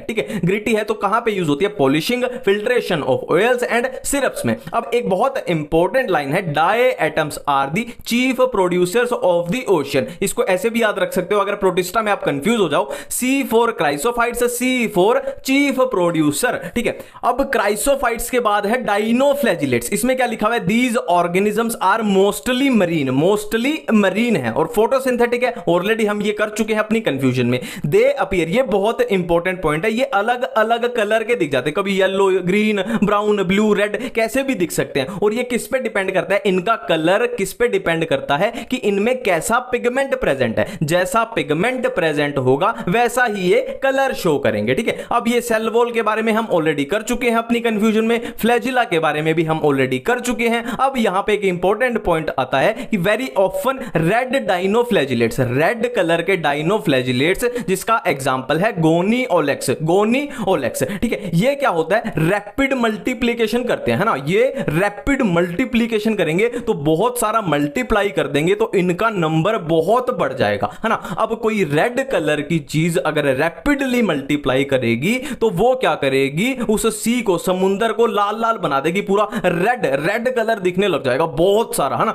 तो इसको क्या बोलते हैं, रेड टाइड्स बोलते हैं, रेड टाइड्स। और इनसे क्या होता है, रेड टाइड्स क्या करती हैं, टॉक्सिन रिलीज करती हैं। और ये टॉक्सिन क्या करेगा, जो भी मरीन एनिमल्स हैं उनके लिए ये हार्मफुल है, जैसे फिश है उनके लिए ये हार्मफुल है, ठीक है। अब डाइनोफ्लैजिलेट्स के बाद हम चलते हैं यूग्लिनोइड्स पे। अब यूग्लिनोइड्स में पहली लाइन क्या है, majority of them are fresh water organism found in stagnant water, मतलब ये खड़े हुए पानी में, खड़े पानी में, है ना। जैसे नदी है, चलता हुआ पानी, वो स्टेगनेंट वाटर मतलब खड़ा हुआ पानी, जैसे तालाब, ठीक है। नेक्स्ट है इंस्टीड ऑफ सेल वॉल, ये हम कर चुके हैं, सेल वॉल वाला कर चुके हैं, पेलिकल कर चुके हैं, प्रोटीन रिच होती है, ये भी कर चुके हैं, फ्लेक्सिबल होती है, ये भी कर चुके हैं, इनमें दो फ्लैजिला होती है, ये भी कर चुके हैं, एक शॉर्ट होती है एक लॉन्ग होती है, ये भी कर चुके हैं। और ये फोटोसिंथेटिक होते हैं इन प्रेजेंस ऑफ सनलाइट, ये भी हम कर चुके हैं। और सनलाइट नहीं होगी तो ये हेट्रोट्रोफिक होते हैं, ये भी हम कर चुके हैं। अब जो एक लाइन अपनी वहां पे कवर नहीं हुई थी वो है कि जो इनमें पिगमेंट होता है, फोटोसिंथेटिक पिगमेंट, वो बिल्कुल आइडेंटिकल होता है हायर प्लांट्स के आइडेंटिकल होता है। और इसका यूग्लिनोइड्स का एग्जांपल इसके नाम से ही हो जाएगा, यूग्लेना। अब नेक्स्ट है स्लाइम माउट्स, ठीक है। इसमें याद रखने लायक बात इतनी सी है कि ये सूटेबल कंडीशन में प्लाज्मोडियम की फॉर्मेशन करते हैं और अनफेवरेबल यानी अनसूटेबल कंडीशन में ये स्पोर की फॉर्मेशन करते हैं। और इसमें एक इंपॉर्टेंट लाइन है यहां पे, the spores are dispersed by air currents, मतलब हवा के बहाव में, जिधर हवा चली उधर ही उड़ जाएंगे। Spores are dispersed by air currents, clear है। अब देखो ये एनसीईआरटी के डायग्राम है, ठीक है। पूरी एनसीईआरटी को ही कवर करेंगे, एक एक डायग्राम सब कुछ करेंगे, ठीक है। देखो ए है डाइनोफ्लैजिलेट्स, ये है डाइनोफ्लैजिलेट्स। इसको हमने कैसे पहचाना, देखो सेल वॉल कैसी होती थी इनमें, स्टिफ सेलुलोज प्लेट, तो ये दिख रही है ना सेल वॉल कैसी दिख रही है, स्टिफ सेलुलोज प्लेट दिख रही है और फ्लैजिला भी दिख रही है, तो ये अपने को पहचान में आ जाएगा। बी है यूग्लिना, ये है यूग्लिना। इसको कैसे पहचाना, देखो दो फ्लैजिला होती है, एक छोटी होती है और एक लंबी, एक लॉन्ग फ्लैजिला एक शॉर्ट फ्लैजिला, क्लियर है। नेक्स्ट है स्लाइम माउल्ड, इसको कैसे पहचानेंगे, देखो स्लाइमी क्या होता है, जैसे कीचड़ जैसा, है ना, पानी जैसा, कीचड़ जैसा, तो इसमें पानी सा भरा है, इसको ऐसे पहचान लेना कि इसमें स्लाइमी सा है, तो ये हो गया स्लाइम माउट्स। नेक्स्ट है पैरामीशियम, जो हम प्रोटोजोन में आगे करने वाले हैं, पर फिर भी इसमें बता देता हूं मैं, ये सिलिएटेड के अंडर आता है, तो ये कैसे पहचाना जाएगा, देखो कि ये इसके चारों तरफ कितनी ये सिलिया बनी हुई है, तो पैरामीशियम को पहचान लेंगे हम सिलिया के बेस पे। अब हम करने वाले हैं प्रोटोजोन्स। देखो जो भी आपकी एनसीईआरटी में प्रोटोजोन्स के बारे में दिया हुआ है वो यहां पे पूरा कॉपी पेस्ट हो चुका है, ठीक है। सबसे पहले प्रोटोजोन की इंट्रोडक्शन में 3 ही पॉइंट है कि प्रोटोजोन्स जो होते हैं वो हेटेरोट्रोफिक होते हैं, और हेटेरोट्रोफिक होंगे तो या तो प्रीडेटर होंगे या पैरासाइट होंगे, ठीक है। अब प्रोटोजोन्स के बारे में एक बहुत इंपॉर्टेंट लाइन है कि protozoans are the primitive relative of animals, clear है इतनी बात। अब देखो ये 4 टाइप के हैं protozoan, amoeboid, flagellated, ciliated and sporozoan. सबसे पहले एमीबॉइड, देखो एमीबॉइड में प्रीडेटर होता है अमीबा। अमीबा प्रीडेटर क्यों है, तो क्योंकि ये क्या करता है, ये स्यूडोपोडिया का यूज करता है, मतलब फॉल्स फूट, एक तरह से अपने शिकार को कैप्चर करने के लिए स्यूडोपोडिया का यूज करता है। और एक पैरासिटिक का एग्जांपल दिया हुआ है एंट अमीबा, है ना, उसमें खाली ये लिखा हुआ है कि एक पैरासिटिक होता है एंट अमीबा, बस खत्म, ठीक है। अब एक एनसीईआरटी में इंपॉर्टेंट पॉइंट लिखा है कि सिलिका शेल्स ऑन सरफेस, इनके सरफेस पे सिलिका की शेल होती है, ठीक है। ठीक है। नेक्स्ट है फ्लैजिलेटेड। फ्लैजिलेटेड नाम से ही पता लग रहा है कि इनमें फ्लैजिला प्रेजेंट होगी, सिंपल सी बात है। और इसका एक एग्जांपल दिया हुआ है ट्रिपैनोसोमा, और ट्रिपैनोसोमा कौन सी डिजीज कॉज करता है? Sleeping sickness. इतनी बात क्लियर है, इससे ज्यादा कुछ है ही नहीं। नेक्स्ट है सिलिएटेड। अब सिलिएटेड जो होते हैं वो एक्टिवली मूविंग होते हैं, तो इसके नाम से ही पता लग रहा है कि इनमें सीलिया प्रेजेंट होगी, तो ये सीलिया की हेल्प से क्या करेंगे? एक्टिव मूवमेंट करेंगे, ठीक है। अब इनमें एक कैविटी होती है, हैव कैविटी, इनमें एक कैविटी होती है जिसको बोलते हैं गलट बोलते हैं, जिसको गलट बोलते हैं, ठीक है। अब ये सीलिया की हेल्प से कोऑर्डिनेटेड मूवमेंट करेंगे तो क्या होगा? जो वाटर है वो इस कैविटी यानी गलट में भर जाएगा, है ना। ये एनसीईआरटी में लिखा हुआ है, और इसका एग्जांपल पैरामीशियम, क्लियर बात है। अब स्पोरोजोन, स्पोरोजोन के बारे में सिंपल सी बात है, प्लाज्मोडियम इसमें होता है, और प्लाज्मोडियम तो हमें पता ही है क्या है, मलेरियल पैरासाइट होता है, मलेरिया कोज करता है, क्लियर है। नेक्स्ट हमारा टॉपिक है फंजाई, ठीक है। देखो पूरा word to word, line to line, पूरा वीडियो में बिल्कुल साथ में चलना है, एनसीईआरटी को पूरा कॉपी पेस्ट कर देंगे, ठीक है। देखो फंजाई में एनसीईआरटी में जो पहला पहरा दिया हुआ है उसमें सिर्फ ये 3 चीजें काम की हैं कि यीस्ट जो फंजाई है वो ब्रेड एंड बियर बनाने में काम आती है, और पक्सीनिया जो है वो रस्ट फंजाई है, ये आगे हमारा एग्जाम्पल में भी आ जाएगा, और पेनिसिलियम जो है वो एंटीबायोटिक में यूज होती है, ये तो हमें पता ही है, अलेक्जेंडर फ्लेमिंग का जो कारनामा था, ठीक है, बिल्कुल क्लियर है। अब देखो अगर आपको फंजाई में ये फ्लो आपको समझ आ जाता है तो आपको कोई भी दिक्कत नहीं होगी, ठीक है। देखो mostly fungi are filamentous, mostly fungi are multicellular filamentous, ठीक है, क्लियर बात है। अब इसकी सिर्फ एक एक्सेप्शन है, यीस्ट। यीस्ट कैसी फंजाई है? यूनिसेलुलर फंजाई है ना, तो एक एक्सेप्शन है, तो इसके बारे में तो हम पढ़ रही नहीं, हम पढ़ रहे हैं इनके बारे में जो मल्टी सेलुलर फिलामेंटस फंजाई है। अब यहां पे लिखा गया है एनसीईआरटी में कि body of fungi is consist of thread like structure, जिसको क्या बोलते हैं? हाइफी, है ना। फंजाई की बॉडी किससे बनी होती है? थ्रेड लाइक स्ट्रक्चर से बनी होती है, जिसको हम बोलते हैं हाइफी, और हाइफी के नेटवर्क को क्या बोलते हैं? माइसीलियम, सिंपल बात है। अब हाइफी बोल लो या माइसीलियम बोल लो, है ना, पर एनसीईआरटी में अब आगे जाके देखोगे जब हम एक एक फंजाई करके पढ़ेंगे तो माइसीलियम ही लिखा हुआ है। तो माइसीलियम 2 टाइप का हो सकता है, सेप्टेट एंड सिनोसिटिक। अब इसको समझने का तरीका बताते हूं। देखो फॉर एग्जांपल ये एक हाइफी, ये दूसरा हाइफी, ये तीसरा हाइफी, ये चौथा हाइफी, ये बहुत सारे हाइफी हैं, और नेटवर्क ऑफ हाइफी को क्या बोलते हैं? माइसीलियम। तो अगर ये हाइफी अलग अलग हैं, मतलब ब्रांच्ड हैं, इनके बीच में ये वॉल्स हैं, दीवारें हैं, तो इसको क्या बोल देंगे? Septate condition. तो अगर बोल दूं कि ये दीवारें अगर टूट जाएं तो क्या होगा? ये सारे न्यूक्लियस एक कॉमन साइटोप्लाज्म में आ जाएंगे, और एक साइटोप्लाज्म में बहुत सारे न्यूक्लियस हो तो उस कंडीशन को बोलते हैं सिनोसिटिक कंडीशन, है ना। सेप्टेट और माइसीलियम बिल्कुल क्लियर है। अब फंजाई की जब रिप्रोडक्शन देखते हैं हम तो क्या लिखा हुआ है? वहां पे लिखे हुए कि फंजाई में क्या होता है? फ्रेगमेंटेशन भी हो सकती है, फ्यूजन भी हो सकती है, और बडिंग भी हो सकती है। और स्पोर्स की बात करें तो सेक्सुअल स्पोर्स भी हो सकते हैं और एसेक्सुअल स्पोर्स भी हो सकते हैं। और ये मैं आपकी कंफ्यूजन बहुत अच्छे तरीके से दूर कर दूंगा कि कहां पे सेक्सुअल स्पोर होते हैं, कहां पे एसेक्सुअल होते हैं, कौन सी फंजाई में किस टाइप के, पूरी कंफ्यूजन दूर कर लेंगे, ठीक है। अब एनसीईआरटी में ये कुछ डेफिनेशन टाइप लिखी हुई है, इनमें कंफ्यूजन होती है। देखो प्लाज्मोगैमी, प्लाज्मोगैमी की डायरेक्ट एनसीईआरटी में लिखा हुआ है कि प्लाज्मोगैमी क्या होती है? Fusion of protoplast. देखो गैमी का मतलब होता है फ्यूजन, है ना, और प्लाज्मो से हम प्रोटोप्लास्ट पकड़ लेंगे। Fusion of protoplast between 2 motile या नॉन मोटाइल गैमीट्स। नेक्स्ट है करियोगैमी। देखो करियो वर्ड यूज होता है न्यूक्लियस के लिए, और गैमी का मतलब फ्यूजन, तो फ्यूजन ऑफ 2 न्यूक्लियाई, सिंपल सी बात है। नेक्स्ट है डायकैरियोन। ये क्या होता है? देखो डाय का मतलब 2 और करियोन का मतलब न्यूक्लियस, मतलब एक सेल में जब 2 न्यूक्लियस प्रेजेंट हो तो उसको बोलते हैं डायकैरियोन, और ये जिस फेज में प्रेजेंट होगा उसको बोल देंगे डायकैरियोन, मतलब जिस फेज में होगा उसको बोल देंगे डायकैरियोफेज, ठीक है। अब ये सिंपल सी बात है। अब यहां पे एनसीईआरटी में साफ साफ ये कंफ्यूजन दी हुई है, साफ साफ लिखा हुआ है कि नॉर्मली फंजाई क्या होती है? देखो ये एक हैप्लॉइड हाइफी थी और ये भी एक हैप्लॉइड हाइफी है, तो दोनों हैप्लॉइड हाइफी जब फ्यूज करेंगी तो डिप्लॉइड सेल बना देंगी। ये तो है नॉर्मल कंडीशन, हमें पता भी है। बट एनसीईआरटी में साफ साफ लिखा हुआ है कि एस्कोमाइसिटीज और बेसिडियोमाइसिटीज में क्या होता है? अब फ्यूज करके तुरंत इमीडिएटली क्या बनना चाहिए था? ये बनना चाहिए था डिप्लॉइड सेल। पर इन दोनों में क्या होता है? बीच में ये स्ट्रक्चर बन जाती है कि एक सेल में ये दोनों न्यूक्लियस आ गए, ये दोनों ने जब फ्यूज किया तो एक सेल में 2 न्यूक्लियस, ये स्टेज देखने को मिलती है। और ऑलरेडी हम कर चुके हैं कि 2 न्यूक्लियस जब एक सेल में प्रेजेंट हो तो उसका बोलेंगे डायकैरियोन, कैरियोन, तो इसमें डाई कैरियोन देखने को मिलता है और ये थोड़ी देर बाद क्या बना देगा, वही सेम डिप्लॉयड सेल बना देगा।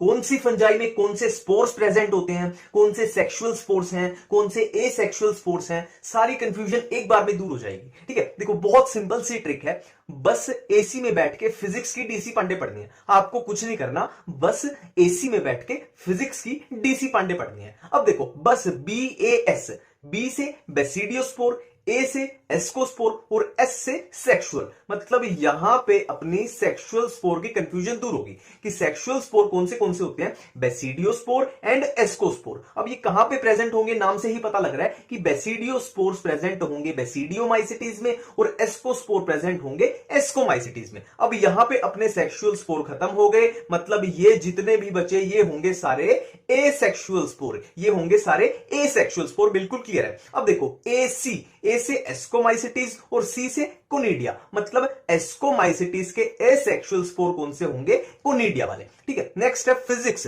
यहां पे पी से है फाइकोमाइसिटीज और एस से है स्पोरेंजियोस्पोर, मतलब फाइकोमाइसिटीज के एसेक्सुअल स्पोर होंगे स्पोरेंजियोस्पोर। अब स्पोरेंजियोस्पोर दो टाइप के हो सकते हैं, या जूस्पोर या अप्लानोस्पोर। नेक्स्ट है डी से ड्यूटेरोमाइसिटीज और सी से कोनिडिया, मतलब ड्यूटेरोमाइसिटीज के एसेक्सुअल स्पोर होंगे कोनिडिया। क्लियर है, बेसिडियोमाइसिटीज में कोई भी एसेक्सुअल स्पोर प्रेजेंट नहीं होते। अब इसमें एक छोटी सी कंफ्यूजन और होती है कि कौन से स्पोर एक्सोजीनसली प्रोड्यूस होते हैं और कौन से एंडोजीनसली। तो कोनिडियोस्पोर्स और बेसिडियोस्पोर्स ये दो टाइप के स्पोर होंगे, एक्सोजीनसली प्रोड्यूस होंगे, है ना, और बाकी के जितने भी सारे बचे वो होंगे एंडोजीनसली। बिल्कुल क्लियर है।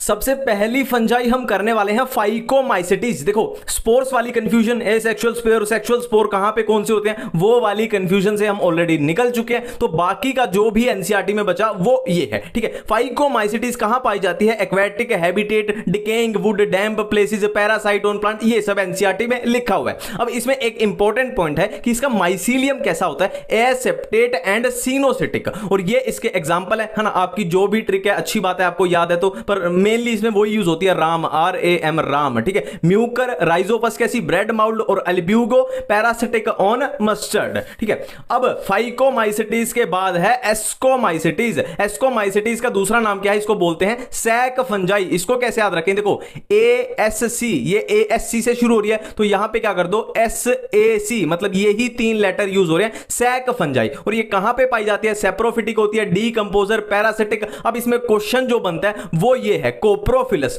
कोप्रोफिलस फंजाई कौन सी है, एस्कोमाइसिटीज। कोप्रोफिलस का मतलब है ग्रोइंग ऑन डंग, जो डंग पे ग्रो करती है। ठीक है, अब इसमें एनसीईआरटी में एक बहुत इंपॉर्टेंट लाइन लिखी हुई है कि एस्कोमाइसिटीज क्या है, मोस्टली मल्टी सेलुलर होती है, और एग्जांपल में लिखा है पेनिसिलियम। पर रेयर, बहुत रेयर चांस है कि ये यूनिसेलुलर हो, और यूनिसेलुलर का एग्जांपल क्या है, यीस्ट। यीस्ट वही सेक्केरोमाइसिस बोल लो या यीस्ट बोल लो। ठीक है, और इसकी माइसीलियम कैसी है, branched and septate, branched and septate, और इसके एग्जांपल ये वाले हैं, एस्परगिलस, क्लेविसेप्स, न्यूरोस्पोरा। न्यूरोस्पोरा के बारे में लिखा हुआ है कि न्यूरोस्पोरा कहां पे यूज होता है, बायोकेमिकल एंड जेनेटिक वर्ड में, और मोरल्स एंड ट्रफल्स ये इसके एग्जांपल है। और ये इसके बारे में क्या लिखा है कि ये एडिबल होते हैं, मोरल्स एंड ट्रफल्स एडिबल होते हैं। अब एस्कोमाइसिटीज में एक बहुत इंपॉर्टेंट दिया हुआ है, इसमें कंफ्यूज मत हो जाना। देखो ऐसे याद रखना, ये है एस्कोकार्प, ये है पूरा एस्कोकार्प, जिसको बोलते हैं फ्रूटिंग बॉडी। एस्कोकार्प के अंदर बहुत सारे क्या हैं,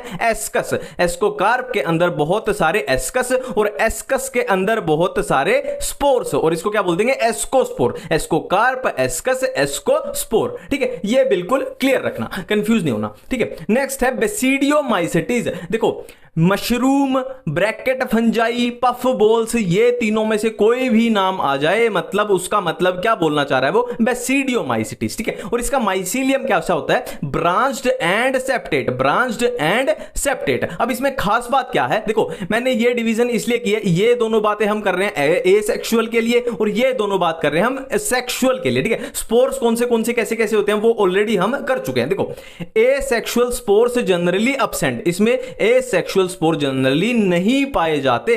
पर आप अब बोलोगे कि क्या इसमें ए सेक्सुअल रिप्रोडक्शन का कोई लेना देना नहीं है, पर मैं बोलूंगा कि ए सेक्सुअल स्पोर अब्सेंट हैं, पर इसमें ए सेक्सुअल रिप्रोडक्शन के रिलेटेड क्या होती है, वेजिटेटिव रिप्रोडक्शन होती है, वेजिटेटिव रिप्रोडक्शन बाय फ्रेगमेंटेशन। ये asexual spore, asexual reproduction का लेना देना खत्म। अब हम आते हैं सेक्सुअल रिप्रोडक्शन पे। सेक्सुअल रिप्रोडक्शन के बारे में लिखा हुआ है कि इसमें सेक्स ऑर्गन्स अब्सेंट होते हैं, सेक्स ऑर्गन इसमें अब्सेंट होते हैं। तो इसमें और क्या होता है, प्लाज्मोगैमी होती है। सेक्स ऑर्गन तो अब्सेंट है, अब सेक्सुअल रिप्रोडक्शन कैसे होगी, प्लाज्मोगैमी के थ्रू। प्लाज्मोगैमी सिंपल है कि दो डिफरेंट स्ट्रेन आएंगी, ठीक है, एक है मान लो एक कलकत्ता से आई फंजाई, एक आई कानपुर से, और दोनों का क्या हुआ, जो सोमैटिक सेल है वो फ्यूज कर जाएंगी। वेजिटेटिव या सोमैटिक सेल दोनों स्ट्रेन की, दो अलग अलग स्ट्रेन है, फ्यूज कर जाएंगी, तो इसी को बोलते हैं प्लाज्मोगैमी। और इसके एग्जांपल हैं, आपके पास ट्रिक है तो अच्छी बात है, पर मैं तो यही बताता हूं, पंजाब एग्रीकल्चर यूनिवर्सिटी PAU यानी एगेरिकस मशरूम, एस्टिलागोस्मट, पक्सीनिया रस्ट, ठीक है। अब लास्ट फंजाई है ड्यूटेरोमाइसिटीज। अब ड्यूटेरोमाइसिटीज को इम्परफेक्ट फंजाई बोला जाता है, इसको इम्परफेक्ट फंजाई बोला जाता है। क्यों बोला जाता है, क्योंकि इसमें only A sexual phase is known, मतलब इसमें सेक्सुअल फेज नहीं होता, जनरली इसमें सेक्सुअल फेज नहीं होता, ठीक है। और इसका माइसीलियम कैसा है, सेप्टेट एंड ब्रांच्ड। अब एनसीईआरटी में इनके बारे में लिखा हुआ है, देखो अगर किसी भी ड्यूटेरोमाइसिटीज में अगर सेक्सुअल फेज मिल जाए हमें, है ना, मिल जाए ढूंढने पे, तो क्या होगा, हम उसको ड्यूटेरोमाइसिटीज से निकाल के कहां शिफ्ट कर देंगे, उसके बाकी के फीचर देख के या एस्कोमाइसिटीज में शिफ्ट कर देंगे या बेसिडियोमाइसिटीज में शिफ्ट कर देंगे। तो ये सब एनसीईआरटी में लिखा हुआ है। और इसके एग्जांपल ट्रिक क्या है अपनी, वही cat, CAT, cat, Colletotrichum Alternaria Trichoderma. Next अपना टॉपिक है वायरस, ठीक है। देखो एक एक वर्ड पे, एक एक लाइन पे बिल्कुल मेरे साथ में रहना, बिल्कुल एनसीईआरटी को यहां पे चिपका देंगे, ठीक है। देखो सबसे पहला पॉइंट क्या है कि वायरस नॉन सेलुलर ऑर्गेनिज्म है, वायरस नॉन सेलुलर ऑर्गेनिज्म है। अब ये बहुत इंपॉर्टेंट आता है कि वायरस होस्ट के बाहर कैसा है, डेड है, और होस्ट के अंदर क्या है, जिंदा हो जाता है, ठीक है। होस्ट के बाहर डेड है और होस्ट के अंदर जाते ही जिंदा हो जाता है। मतलब ये बोल सकते हैं ना कि वायरस क्या है, एक ऑब्लिगेट पैरासाइट है। ऑब्लिगेट पैरासाइट मतलब होस्ट के अंदर ही जिंदा रहेगा, मतलब पूरे तरीके से होस्ट पे डिपेंड करता है, ठीक है। अब हमने क्या किया यहां पे कि वायरस होस्ट के अंदर जाते ही जिंदा हो जाता है, तो होस्ट के अंदर जाके वो करता क्या है ये देखते हैं। देखो एनसीईआरटी में साफ साफ लिखा हुआ है, देखो वायरस होस्ट में जाके क्या करेगा, उसकी मशीनरी पे अटैक कर देगा और उसका टेक ओवर कर लेगा, takes over machinery of host, ठीक है। एक तरह से हथिया लेगा उसकी मशीनरी को, ठीक है। फिर क्या करेगा, उसकी मशीनरी का इस्तेमाल करके वो खुद को भी रेप्लिकेट करेगा, ठीक है। और दूसरा काम क्या करेगा, होस्ट को नुकसान पहुंचाना शुरू कर देगा, ठीक है। उसकी मशीनरी को टेक ओवर कर लेगा और खुद को रेप्लिकेट करेगा, और दूसरा काम क्या करेगा, उस होस्ट को नुकसान यानी किल करना शुरू कर देगा। हाँ, तो इस तरीके से वायरस होस्ट को नुकसान पहुंचाता है, ठीक है। अब देखो एनसीईआरटी में साफ साफ लिखा हुआ है कि वायरस एक न्यूक्लियो प्रोटीन होता है, वायरस एक न्यूक्लियो प्रोटीन होता है। तो हमने एनसीईआरटी वालों से पूछा कि तुमने किस बेस पे बोल दिया कि वायरस एक न्यूक्लियो प्रोटीन होता है, तो उन्होंने बोला कि वायरस में दो ही चीजें होती हैं, वायरस में दो ही चीजें होती हैं, न्यूक्लिक एसिड एंड प्रोटीन। तो न्यूक्लिक एसिड से आया न्यूक्लियो और प्रोटीन से आया प्रोटीन, तो पूरा हो गया न्यूक्लियो प्रोटीन, ठीक है। अब देखो वायरस का फंक्शन क्या होता है, किसी भी वायरस का फंक्शन क्या होता है, वायरस नीट की तैयारी तो करता नहीं आपकी तरह, तो वायरस क्या करता है, इन्फेक्शन ही करता है। वायरस का फंक्शन क्या होता है, इन्फेक्शन करना, तो वायरस इन्फेक्शन किसकी हेल्प से करता है, न्यूक्लिक एसिड, है ना, इसमें जेनेटिक मटेरियल होता है, इन्फेक्शन न्यूक्लिक एसिड की मदद से करता है। तो मतलब क्या है कि न्यूक्लिक एसिड वायरस के लिए बेहद जरूरी चीज है, तो इस बेहद जरूरी चीज को प्रोटेक्ट करके रखना पड़ेगा, तो इसकी प्रोटेक्शन कौन करेगा, प्रोटीन। अब समझ में आ गया, न्यूक्लिक एसिड काम आएगा इन्फेक्शन के, और इसको प्रोटेक्ट कौन करेगा, न्यूक्लिक एसिड को प्रोटीन करेगा। क्लियर बात है। अब न्यूक्लिक एसिड के बारे में लिखा हुआ है कि किसी भी वायरस में आरएनए भी हो सकता है और डीएनए भी हो सकता है। अब यहां पे एक चीज पे 5 स्टार लगा लेना कि आरएनए और डीएनए दोनों एक साथ किसी भी वायरस में नहीं हो सकते, या तो आरएनए होगा या डीएनए होगा। क्लियर बात है इतनी। अब प्रोटीन वाले पार्ट पे आ जाते हैं। देखो प्रोटीन का फंक्शन ऑलरेडी कर चुके हैं, प्रोटेक्शन। अब देखो प्रोटीन की जो कोट होती है ना, न्यूक्लिक एसिड के बाहर जो प्रोटीन की कोट होती है उसको बोलते हैं कैप्सिड।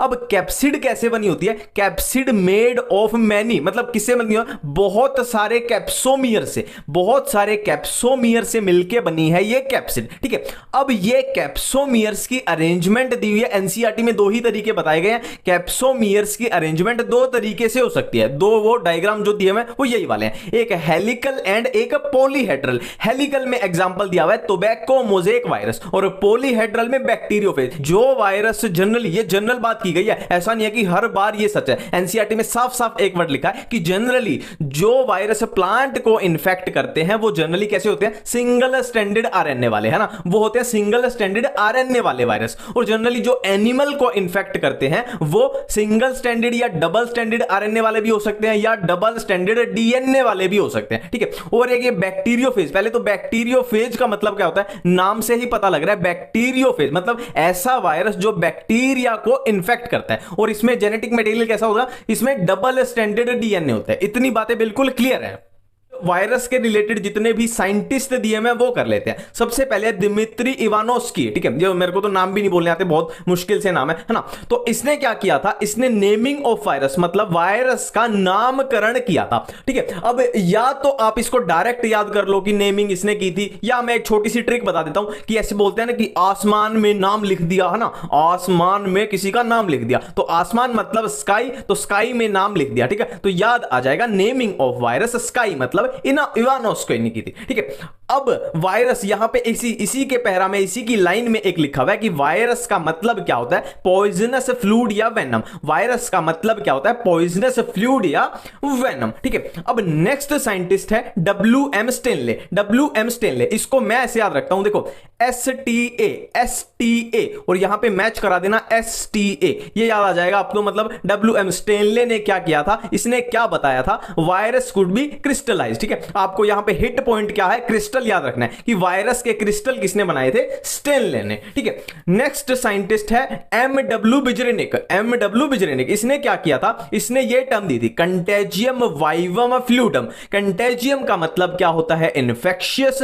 वाइवम का मतलब होता है लिविंग। फ्लूइडम का मतलब होता है फ्लूइड। मतलब क्या है? Infectious living fluid. ये आपको डायरेक्ट याद है तो बहुत अच्छी बात है, पर किसी को ये भूल जाता है तो इसको ऐसे याद रखना, देखो ये है बिजरेनिक, इसको इससे याद आ जाएगा अपने को बीजिंग, है ना, बीजिंग याद आ जाएगा। और बीजिंग कहां पे है? चाइना में है। तो चाइना वर्सेस फ्रांस का फुटबॉल मैच या कोई भी मैच याद रख लो, चाइना वर्सेस फ्रांस का मैच, तो चाइना का मैच है तो कहां पे होगा? बीजिंग में होगा, सिंपल सी बात है। अब इसमें एक टोबैको के बारे में लाइन लिखी हुई है, वैसे कुछ खास नहीं है, ऐसे ही सिंपल सा, अगर आपको सिंपल एग्जांपल देके समझाऊं तो ऐसे है, एक इंसान को कोरोना है, ठीक है, एक इंसान को कोरोना है तो वो बाकियों को भी फैला सकता है ना। बाकियों को कैसे फैला सकता है? क्योंकि वायरस दूसरे इंसानों में फैल जाएगा, सिंपल सी बात है। तो यही टोबैको की लाइन इसमें भी लिखी हुई है, ठीक है। अब ये बहुत इंपॉर्टेंट तीन चीजें आती हैं। एक वायरस हम कर चुके हैं, एक वायरोइड्स, एक प्रायोन्स। अब हमने वायरस में किया था कि वायरस में न्यूक्लिक एसिड भी होता है और प्रोटीन भी होता है। अब यहां वायरोइड में क्या है? ओनली न्यूक्लिक एसिड, मतलब वायरोइड में प्रोटीन अब्सेंट है, और प्रायोन्स में क्या है? ओनली प्रोटीन है, मतलब इसमें न्यूक्लिक एसिड अब्सेंट है ना। देखो वायरस का तो हमें याद ही है, दोनों होते हैं, क्लियर बात है। अब P for prions, P for protein, prion में होगा प्रोटीन, तो वायरोइड बच गया, ऑटोमेटिक हो जाएगा, इसमें प्रोटीन अब्सेंट है, ओनली न्यूक्लिक एसिड, क्लियर बात है। अब वायरोइड के बारे में, वायरोइड के बारे में जो भी एनसीईआरटी में दिया हुआ है, जो भी, इससे अलग आपको कुछ मिलेगा ही नहीं, है ना। मैंने पूरा यहां पे उतार दिया कि वायरोइड्स डिस्कवर्ड बाय T और डाइनर। अब ये याद कैसे रखना है? मैं तो D से D मैच कराता था, dinar D, dinar D। Viroid में D थोड़ा वो है ना, एक प्रमुख लेटर सा सामने आ रहा है, तो D for dinar, D for ये हो गया ना, डिस्कवर्ड बाय T और डाइनर, क्लियर है। नेक्स्ट है viroids cause potato spindle tuber disease. मैं यहां भी डी से याद करता था इसको कि डी यहां पे आ रहा है, स्पिंडल में भी डी, है ना, इस तरीके से याद रखा, स्पिंडल में भी डी, तो यहां पे cause potato spindle tuber disease, clear बात है। अब नेक्स्ट आ गया ओनली जेनेटिक मटेरियल, मतलब इसमें प्रोटीन अब्सेंट होता है। ये हम ऑलरेडी कर चुके हैं कि वायरोइड्स में ओनली जेनेटिक मटेरियल होता है, ओनली न्यूक्लिक एसिड होता है। और न्यूक्लिक एसिड में भी बात करें तो एनसीईआरटी में लिखा हुआ है इसमें फ्री आरएनए होती है, फ्री आरएनए, ठीक है, और प्रोटीन अब्सेंट होता है, हम कर ही चुके हैं। और यहां पे एक खास बात लिखी हुई है एनसीईआरटी एनसीईआरटी में लिखी हुई है कि वायरोइड्स में जो आरएनए होता है, वायरोइड्स में जो आरएनए होता है उसका मॉलिक्यूलर वेट लो होता है, low molecular weight of RNA. Clear बात है इतनी।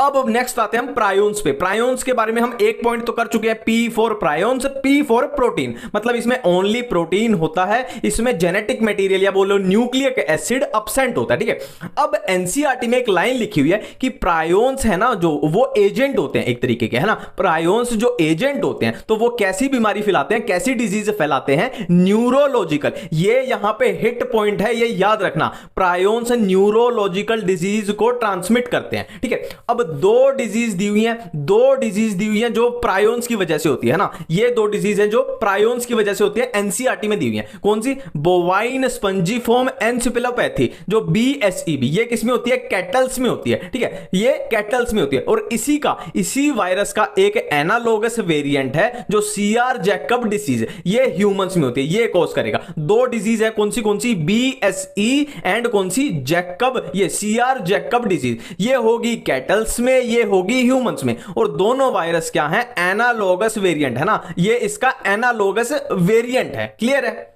अब इस चैप्टर का लास्ट टॉपिक है लाइकन। लाइकन क्या होता है? एक तरीके का गठबंधन होता है, गठबंधन यानी सिम्बायोसिस। ठीक है, और ये सिम्बायोसिस किसके किसके बीच होता है? एल्गी एंड फंजाई के बीच। अब एनसीईआरटी में साफ साफ लिखा हुआ है कि लाइकन के अंदर जो एल्गी वाला कंपोनेंट है उसको बोलेंगे फाइकोबायोन्ट, और जो फंजाई वाला कंपोनेंट है उसको बोलेंगे माइकोबायोन्ट। ठीक है, देखो सिंपल सी बात है, फंजाई में क्या होता है? माइसीलियम होती है, तो वहां से बड़ा है माइकोबायोन्ट। क्लियर बात है। अब देखो, एल्गी एक प्लांट है तो कॉमन सेंस के बेस पे हमें पता है एल्गी होगी ऑटोट्रोफिक, और फंजाई कैसी होती है? हेटेरोट्रोफिक, मतलब ये खाना बना सकते हैं, ये खाना नहीं बना सकते। अब एल्गी क्या करेगी? प्रोवाइड फूड, मतलब ये फंजाई को खाना प्रोवाइड करेगी, क्योंकि ये खाना खुद नहीं बना सकती, तो खाने के, फूड के बदले में फंजाई क्या करेगी? एल्गी को शेल्टर प्रोवाइड करेगी, उसको मिनरल्स न्यूट्रिशन प्रोवाइड करेगी, उसको वाटर प्रोवाइड करेगी, ऐसा सब। ठीक है, और एक इंपॉर्टेंट लाइन एनसीईआरटी में लिखे हैं कि lichens are very good pollutant indicator, मतलब जहां पे पॉल्यूशन ज्यादा होगा वहां पे आपको लाइकन नहीं देखने को मिलेंगे। क्लियर बात है। Thank you.